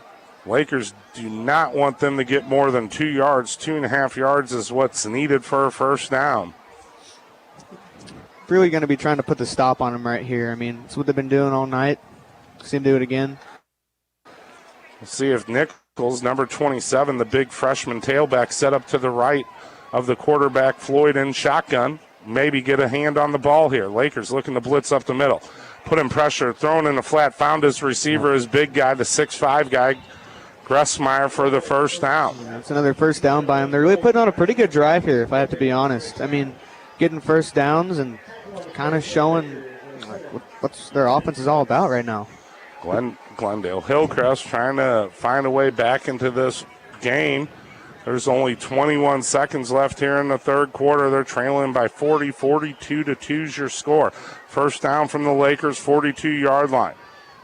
Floyd in shotgun, looking to throw here. Under pressure, rolling to the far side. Still under pressure, getting out of bounds. Short gain of a yard maybe at best. Well, right now we're seeing some pretty good coverage by that Laker defense. They're not letting those wide receivers get open. He's gone out of bounds in the past 3 plays, twice now. They're really doing a good job out there. Hayden Vogler coming in, number 38, but that's the end of the 3rd quarter. Brought to you by Porter's Building Centers in Lori. You're listening to Lakers football on your home for it, Mix 92.7 and MoSportsZone.com. Shut the door. Mom! What? Were you born in a barn? Boy, wait until they have their own bills to pay or get bit by all the bugs they just let in the door. You know you don't have to open a door to let bugs in and climate-controlled air out. Bugs will find a way out of the weather and into your home through an opening you'll never see. Call AB Pest and Insulation for a free home inspection. AB Pest. Call 964-1100. It's Friday night, so it must be time for Camdenton Lakers football on Mix 92.7. We're back live here from Bob Shore Stadium. We're in the Andy's Frozen Custard broadcast booth here to start the 4th quarter. Lakers up 42-2. Joining me, one of our high school broadcasters that'll be joining us for the rest of the season, Riley Hodges. Real quick, Daniel, it's been a quick 3rd quarter, but the Lakers are subbing a lot of guys in there. And it was disappointing on that last interception in the end zone for the Lakers, too. Yeah, that was all designed for Logan Thompson, one of our athletes that doesn't get to play very often. He's got an autoimmune disorder, and trying to get him to play, trying to get him the ball. Hey, he's over here eager to go back in. He said, I want it again. Those refs didn't call a pass interference on me. I want it again. So you love to see that. Bear was just trying to get his good buddy a touchdown, but yeah, it's always a good time whenever you're able to get lots of guys in. That feels good for everybody watching, playing, coaching, all inclusive. Back to you guys. I like Bear Shore knowing to spread the ball, and that was Logan Thompson. I thought it was Shepard in there. We've had quite a few jersey switches this year. Lakers just jumped offside there on 2nd and 10, Riley. Yeah, they've been doing that quite a bit in this half already. We've seen it about twice. We saw the big nose guard. We saw him jump, and saw 51 come and replace him. We might see another replacement coming soon. Lakers need to keep their wits about them. Michael Payne is the big nose guard for the Lakers out there. Actually, that was against the offense. Bad call on my part. An offensive lineman moves. The Lakers jumped after that. So this is going to bring up 2nd and 15. What a good turn of event for the Lakers. I'll tell you what, I've been on the wrong side of these yellow flags all night. Clock stopped, though. They're not running it yet. Here's snap of the ball on 2nd and 15. Under pressure, getting hit. Interception coming up, baby. What a play there, Riley. Who's coming up with that number 50 for the Lakers? Oh, yeah, what a great play. I mean, what else can you ask for at this point? What a great play by number 50 there. What a great play. Yeah, he's not on the roster, Joey and Riley, but number 50 came up with an interception on that play. Here's a roster for you, Riley, to help you out. Lakers are going to have first down now from their own 49-yard line. Starting offense coming back out with Bear Shore. Hayes Hewlett out there, along with, this time, number 88, the sophomore Shepard. Along with a few select other Lakers on offense. Looking to throw in the flat. Hit his receiver, Ferris, number 7, the senior, picking up a 4-yard reception. Taken out of bounds. Evan Ferris with the reception, Riley. Oh, yeah. Come on. We got him, kind of got roughed up out there. Saw him get thrown back by the corner. But still, what a great catch. Bear found an open receiver. What can you ask for? Good play. Now, out there, number 6, Caden Harris, I believe, the senior quarterback. Out for 2nd and a long 7. Caden Harris, not many reps, but getting one here. Harris, quick pass on the flat, hit Ford. Ford dropped it, incomplete pass. It could have been close to a backwards pass, but maybe just a hair in front there. It could have been a live ball there. You got to be aware of that all the time and not take the chance and try to wrap that up. Oh, yeah. Really got to pay attention to that. I mean, Caden Harris really trying to get out there. Do a good job, doesn't get many reps, see what he can do. Big 3rd and 7 coming up from the 48-yard line of the Hornets. Harris looking across the middle. Oh, in and out of the hands of Shepard. Shepard would like that one back. It should have been a first down reception. 4th and 7th coming up, Riley. Yeah, Harris is really getting the ball out quick. Kind of a sidearm delivery, though, isn't it? Yeah, really. Kind of looking like a baseball. Trying to like a pitcher out there, throwing a slider. Yeah, it whips out of his hands, like Riley was saying. A big 4th and 7. Lakers going for it here with 9:20 to go. Harris, another sidearm throw. Hayes Hewlett has it. 20, 15. He's gone. Goodbye, Mr. Hewlett. Let's go. 48-yard touchdown strike from Harris to Hewlett. What a catch by Hewlett. Found him open in the middle of the field. Ran in for a touchdown. Great play by both the quarterback and the receiver. Great job. Lakers fired up. Hewlett a 48-yard reception on that play to give the Lakers right now a 48-2 lead. Timeout taken on the field by Jeff Shore. Timeouts brought to you by eXp Realty. FavoriteLakeTeam.com. Give us a call anytime you want to see property at 552-8177. We'll be back with more Lakers coverage right here on Mix 92.7. There's only one place to catch all the best action in sports. Wicked Willie Sports Grill. You won't miss a minute of sports action with 31 HD TVs and 3 HD projection screens. Voted best sports bar and best bar food at the lake. Try the Wicked Fundito Dip or the award-winning Wicked Wings. And don't miss Wicked Wednesdays. Exit Case Road from Highway 54 and turn towards the Parkway. Come for the atmosphere and stay for the food. Wicked Willie's Sports Grill. So much more than just the best place to watch sports. Friday Night Football with the Camdenton Lakers and today's best hits, Mix 92.7. What a game here tonight in Camdenton. Lakers homecoming night up 48-2. Looks like Lakers are going to go for the 2-point conversion. Give you a huge update. The 2 undefeateds in the Ozark Conference, West Plains and Lebanon, battling it out tonight. Lebanon up, folks, 44-20 over West Plains. Oh, yeah, no one was expecting that. Oh, yeah, Lebanon, we got the game next week. Yeah, big game, the I-5 series. Oh, going for the corner on the 2-point conversion. Harris incomplete to Shepard. And that's Incomplete, so no two-point conversion. 48-2 is your score. 9:15 left to go in the fourth quarter. Brought to you by Porter's Building Centers. We'll be right back, folks. The place to be for great food and family fun is Dog Days. Get to Dog Days for a variety of delicious menu options, 2 lakefront pools, and great live entertainment. Grab a table on the shaded deck and order up a chef's signature burger or go for a fresh beach bowl. Then head poolside and kick back on the in-water lounge chairs while you enjoy the incredible lake view and great live music. Dog Days is located in the heart of Osage Beach, just west of the Grand Glaze Bridge or the 19-mile marker by water, and open daily at 11. See you at the Dog. It's a football Friday night at your home for the Camdenton Lakers. Today's best hits, Mix 92.7. We're back. Lakers missed on the two-point conversion. 9:15 to go, up by 46. Riley kicking off.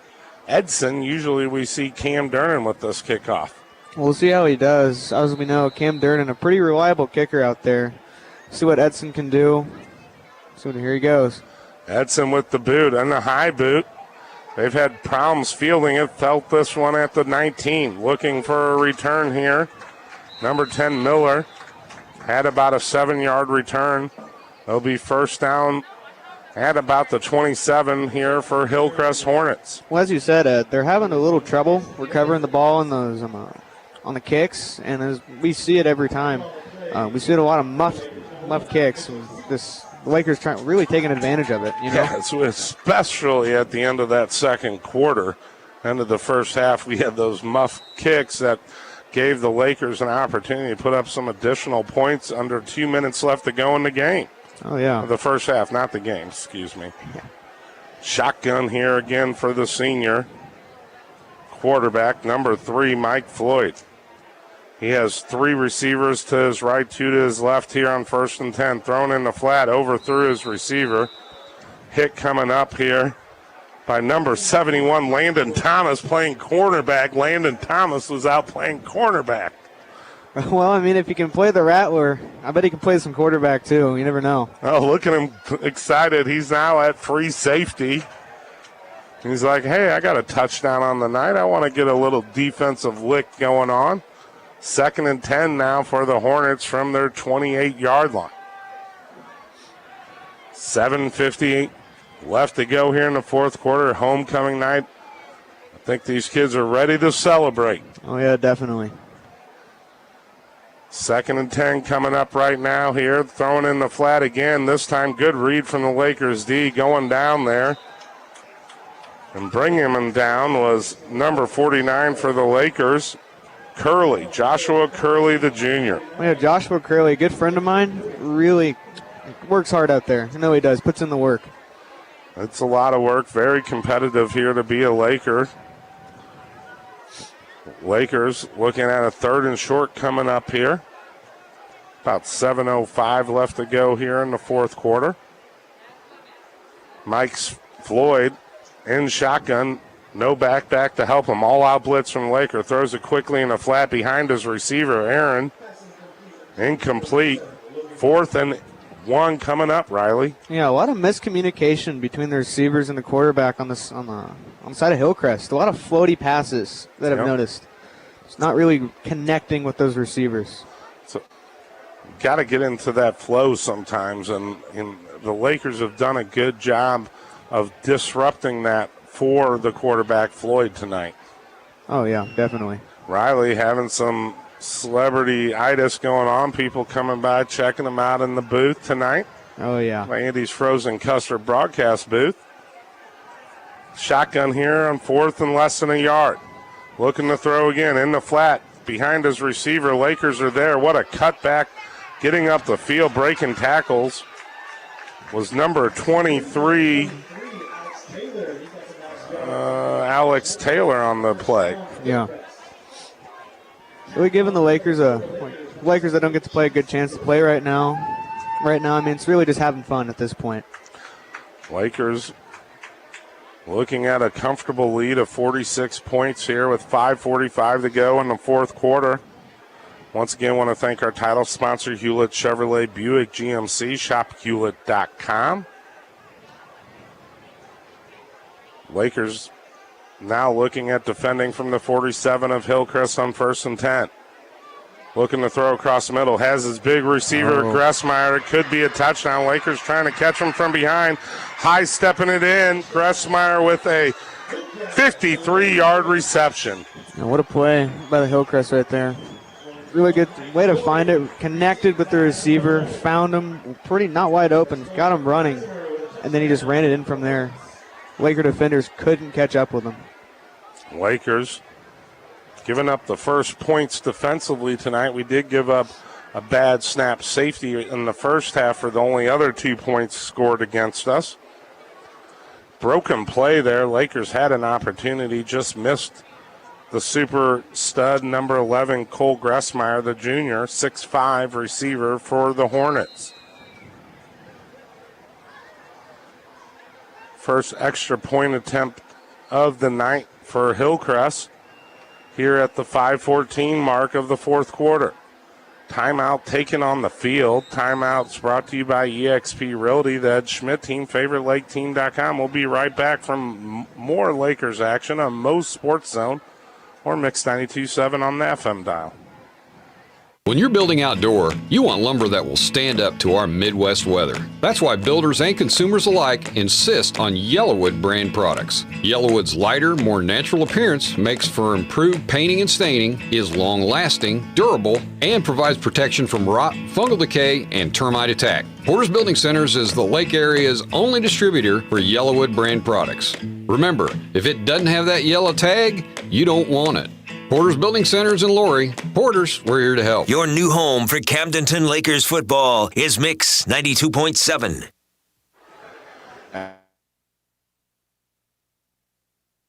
Extra point attempt coming up here to make it a possible 48-9 score. Lakers gave up their only touchdown right now, a 53-yarder to 11, the junior Cole Gressmeyer. Here's the extra point attempt. Lakers looking to block it. Good surge in the line. Kick is up. Kick is good. 48-9, just score. 5:14 to go here in the fourth quarter. Brought to you by Porter's Building Centers on Mix 92.7 FM. Where there's smoke, there's barbecue. Hi, I'm Greg Dierberg. You heard that right. No liquid smoke flavor at Dierberg's. It's all smoke fresh with apple and cherry wood at each one of our stores.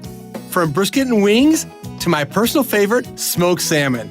If you can smoke it, Bob's Barbecue has it. It's time to rethink your BBQ and try something truly extraordinary. Stop by and see what's smoking today. It's fresh, it's friendly, and for slow smoke barbecue, it's Dierberg's. This is Camdenton Lakers football on Mix 92.7. Darn. All right, we're back. 5:14 to go. 48-9's your score. Lakers getting ready to receive a kickoff here. Daniel Edson down on the sideline, brought to you by HMI Fireplace Shop. We have Daniel down there with the man, the myth, the legend, Mr. Javari Stewart tonight. I am blessed to get to talk with Javari Stewart real quick. Javari, we talked pregame about really needing to see the emergence of number 2 tonight. And awkwardly enough, I feel like we saw you more of an impact on defense than on offense. Tell me how it felt tonight to be on defense and absolutely lay the wood several times. It felt good. Landing a couple hits, letting the anger out a little bit, but it felt good. We have a good defense, so we just had to show them tonight. Offensively speaking, what's it going to take for you to get back in there on offense and show them what you can do? Just a couple more practices. I was just kind of out of shape today. Couldn't play both sides, but I'll be good next game. A little banged up. Is it just cramps? We're not looking at anything serious, right? Yes, sir. All right, that's Javari Stewart, a man of very few words because everybody's making fun of him. Back to you guys. I see Mr. Morris giving him a hard time there on the sidelines. Thanks, Daniel, for that update from Javari Stewart. Riley, the Lakers got a 1st and 10 coming up. New quarterback in there for the Lakers. I believe that's number 11. 11, which we don't have on our roster. That's Dernan. Sorry. Handoff up the middle. Running it, number 1, Michael Seeks. Seeks, really good player out there. Tries his best. Really gets going. Really have to appreciate the work that these guys put in out there. really show what they can do whenever they get the chance to do it, especially in a game like this. Seeks a nice run of 9 yards, second and short coming up. Cade Durnan looking to throw. Rolling to the near side, throwing sidearm. What a tough pass. Shoe lining it in there to number 12, Brewer. Incomplete. Yeah, just trying to find that receiver open in the middle right there. Try to get him running. Had no open receivers on the outside, so Brewer had to come in the middle, try to get the pass in, and just didn't come up with it. Yeah, Cade Durden did a good job of throwing that sidearm pass in the triple coverage. Third and short coming up. Seeks, number 1, set up in the left slot. He carried it once for 9 yards. Lakers up 48-9. Lakers offensive line move. That will be a penalty against the Lakers, I believe.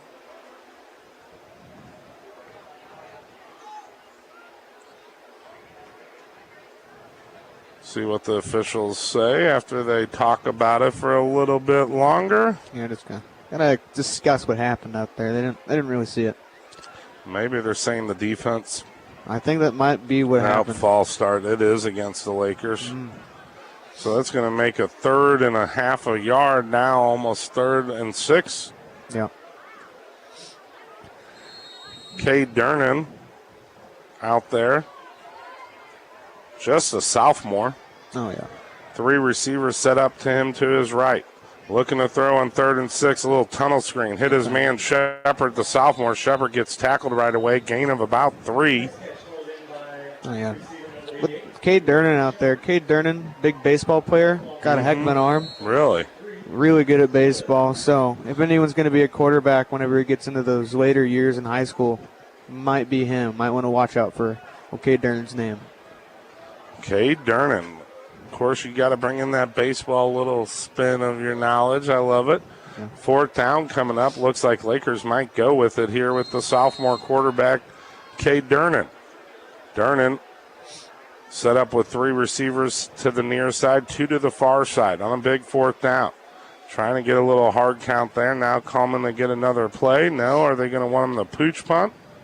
We'll see what the call is here. 7 seconds left on the play clock. He's running it. He's trying to get that first down, and he did. Cade Durnan with a huge carry, picking up about 15 to 17 yards. It'll be first down for the Lakers from the 41. Yeah, what a run by Durnan there. Like, come on. Got a different play coming from the sidelines at that point. Figured out what it was and really capitalized on that moment right there. Yeah, he kind of sold that pooch punt for a second and then really exploded with his speed, bouncing it outside. 1st and 10 for Cade here from the 41. Looking to throw again. Looking downfield. Has plenty of time. Across the middle. Hit a receiver. What a spin move there. Number 21 for the Lakers. Bentley Page, a junior, with a good reception and a good run after the catch. Oh, yeah, Bentley. Bentley's just trying to get in there, get some reps in, works hard out there, and we see how it pays off when he gets the chance. Fellow junior joining me, Riley Hodges. It's nice. You know a lot of these kids. 2nd and short coming up from just a hair before the 50-yard line of the Lakers side of the ball. The sophomore quarterback, Cade Durnan, in at shotgun. Hands it off. Seeks gets an opportunity. What a little speed Neiman Seeks is, picking up 3 yards and a first down. Oh, yeah, those little legs carry him pretty fast. Yeah. Gets a lot of steps in. I like that. Happy feet Seeks on the carry right there. Moving those little feet and moving them fast. Lakers moving the ball pretty handily here right now. With 1:34 to go. Clock running. Lakers up by 39 points, 48-9 here in the 4th quarter, brought to you by Porter's Building Centers. Looking to hand off again here. Cade Durnan hands it off, bouncing it outside, cutting it back. Nice little spin move, trying to get to that first down marker is number 12, Noah Brewer. Yeah, Brewer's just swarmed there by the Hillcrest defense. Really didn't have an option there. Tried to go outside with it. Just really got just big old wall of Hillcrest defense there waiting for him. Yeah, but not a bad gain of 7 yards. Going to bring up 2nd and 3 right now. Cade Durnan still in shotgun. Receivers spread out, looking to throw here across the middle. Hit his man, 85 in the chest, popping out. Ethan Nelson Another sophomore on the reception, just that one got away from him. Oh, yeah. 3rd and 3 coming up, ball on about the 41.5-yard line. 30 seconds left to go here in the game.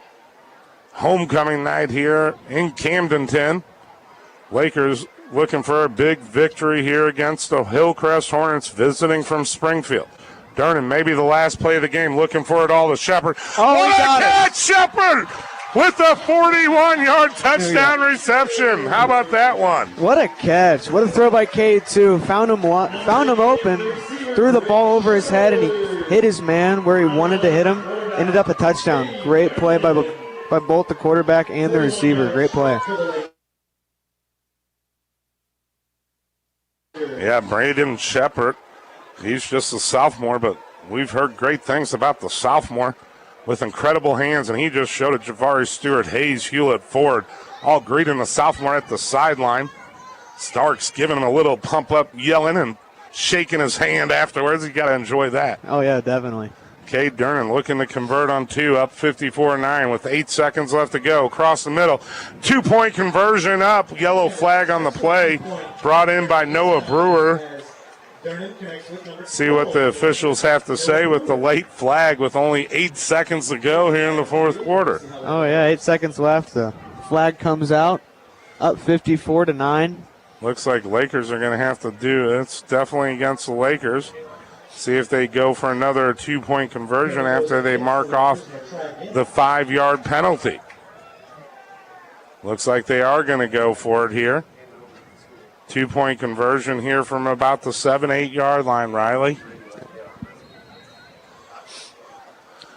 Durnan looking for the call coming in from Daniel Edson and the coaching staff. Here's the snap of the ball.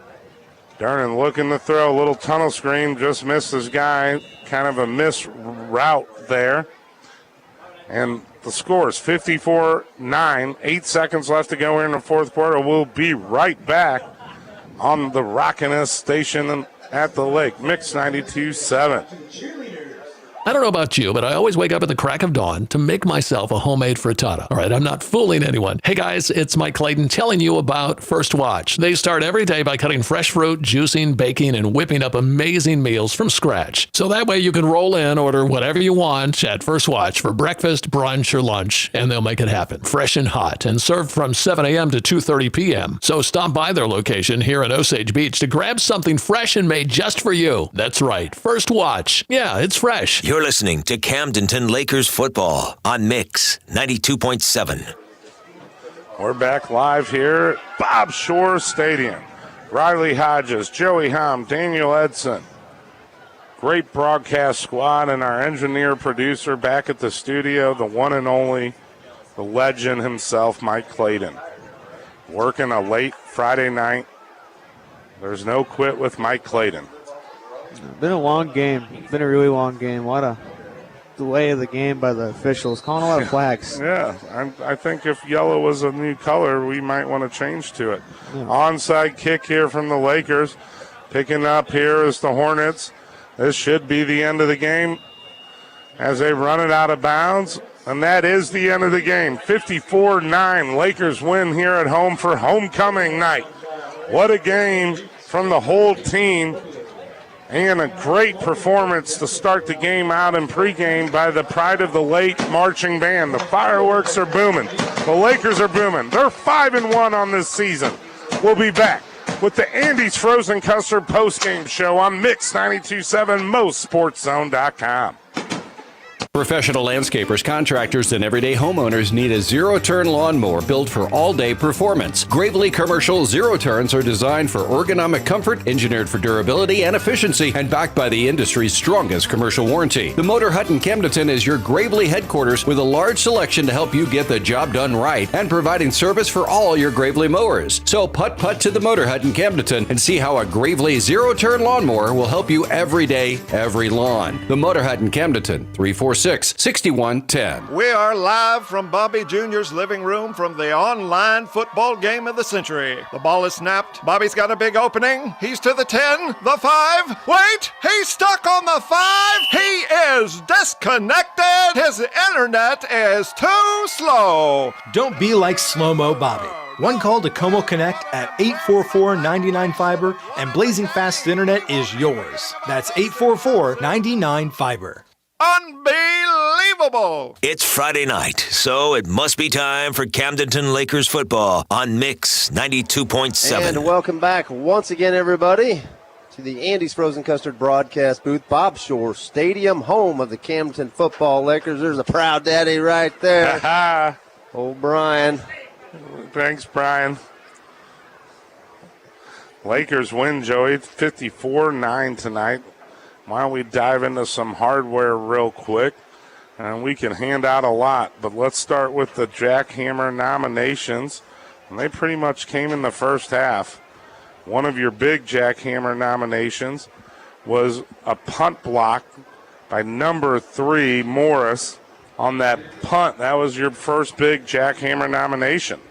Yeah, that was a good one, too. That was kind of set the tone of the game for the rest of the way. Gunnar Morris just blew past that center right after the snap, anticipated the snap count perfectly, blew past the center, dove for the football, perfectly executed block, and almost came up with a punt block and the fumble recovery. The other Jackhammer nomination was Adrian Klein in the flat. He took on the big 6'5 receiver, laying him out as well, Joey. Adrian Klein is such a very important member of this defensive unit, kind of the unsung hero, as I mentioned, but a big primetime player, always has a steady game, always seems to come to play each and every Friday night.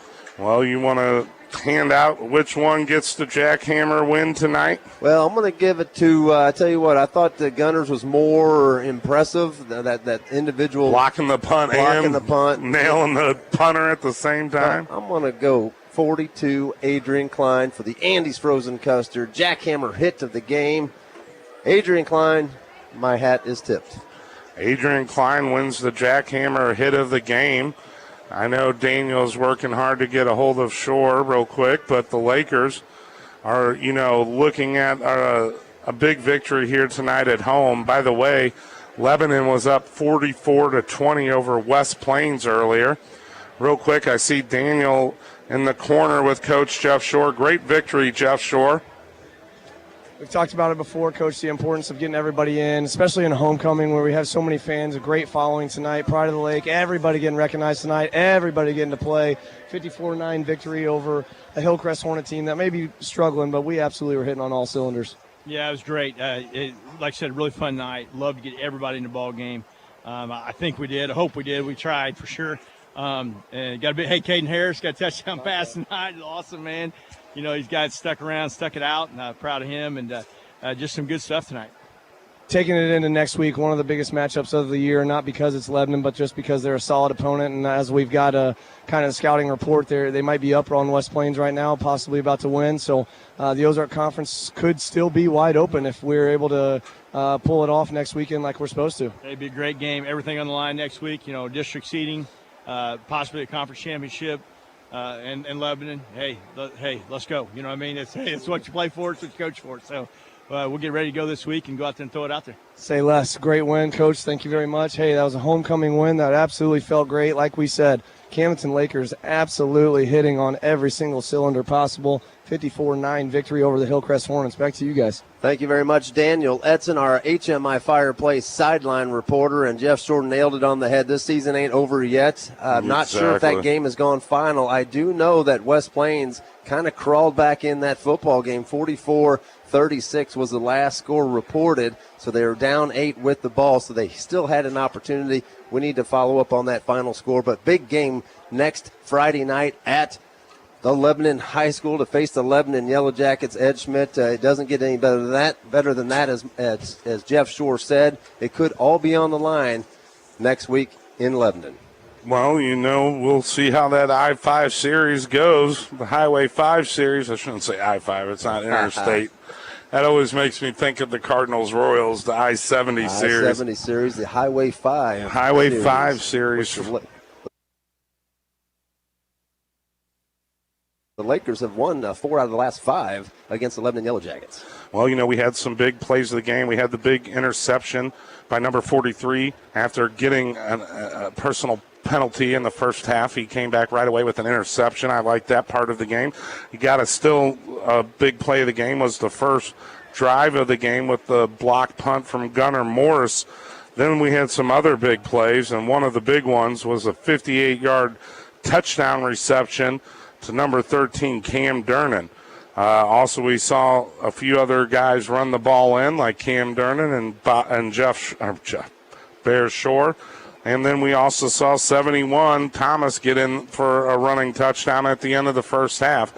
What's your play of the game, Joey? Well, all those plays were great, and obviously momentum turners and breakers. And Landon Thomas, good to see that guy get all jacked up and get his 6th touchdown of the year, I believe. On a 7th touchdown. How about that? So big 71. He's always excitable, but man, you got to go with the spectacular play, and that was Bear Shore, who was scrambling for his life, shrugging off the would-be defenders and finding that strike down the side of the field to Cam Durnan. And then Durnan did the Durnan show after that, right? So yes, we got 2 shows in one play. 2 shows in one. Let's be honest, and what a spectacular play that was. So in my humble opinion, I'm going to award that play to those 2 players for the Andy's Frozen Custard play of the game. Well, now we're going to hand out. I will mention Michael Seeks. He should get a nomination for that little toss sweep off that left side there at the end of the game. Yeah. Number 1, Michael Seeks, baby, the sophomore. You definitely. Well, if we actually want to give a nomination, the fingertip grab there at the end by the sophomore receiver Shepard was a beautiful thing there for the last touchdown of the game. But let's get into it. The player of the game tonight. My nomination is going to go to one Cam Durnan.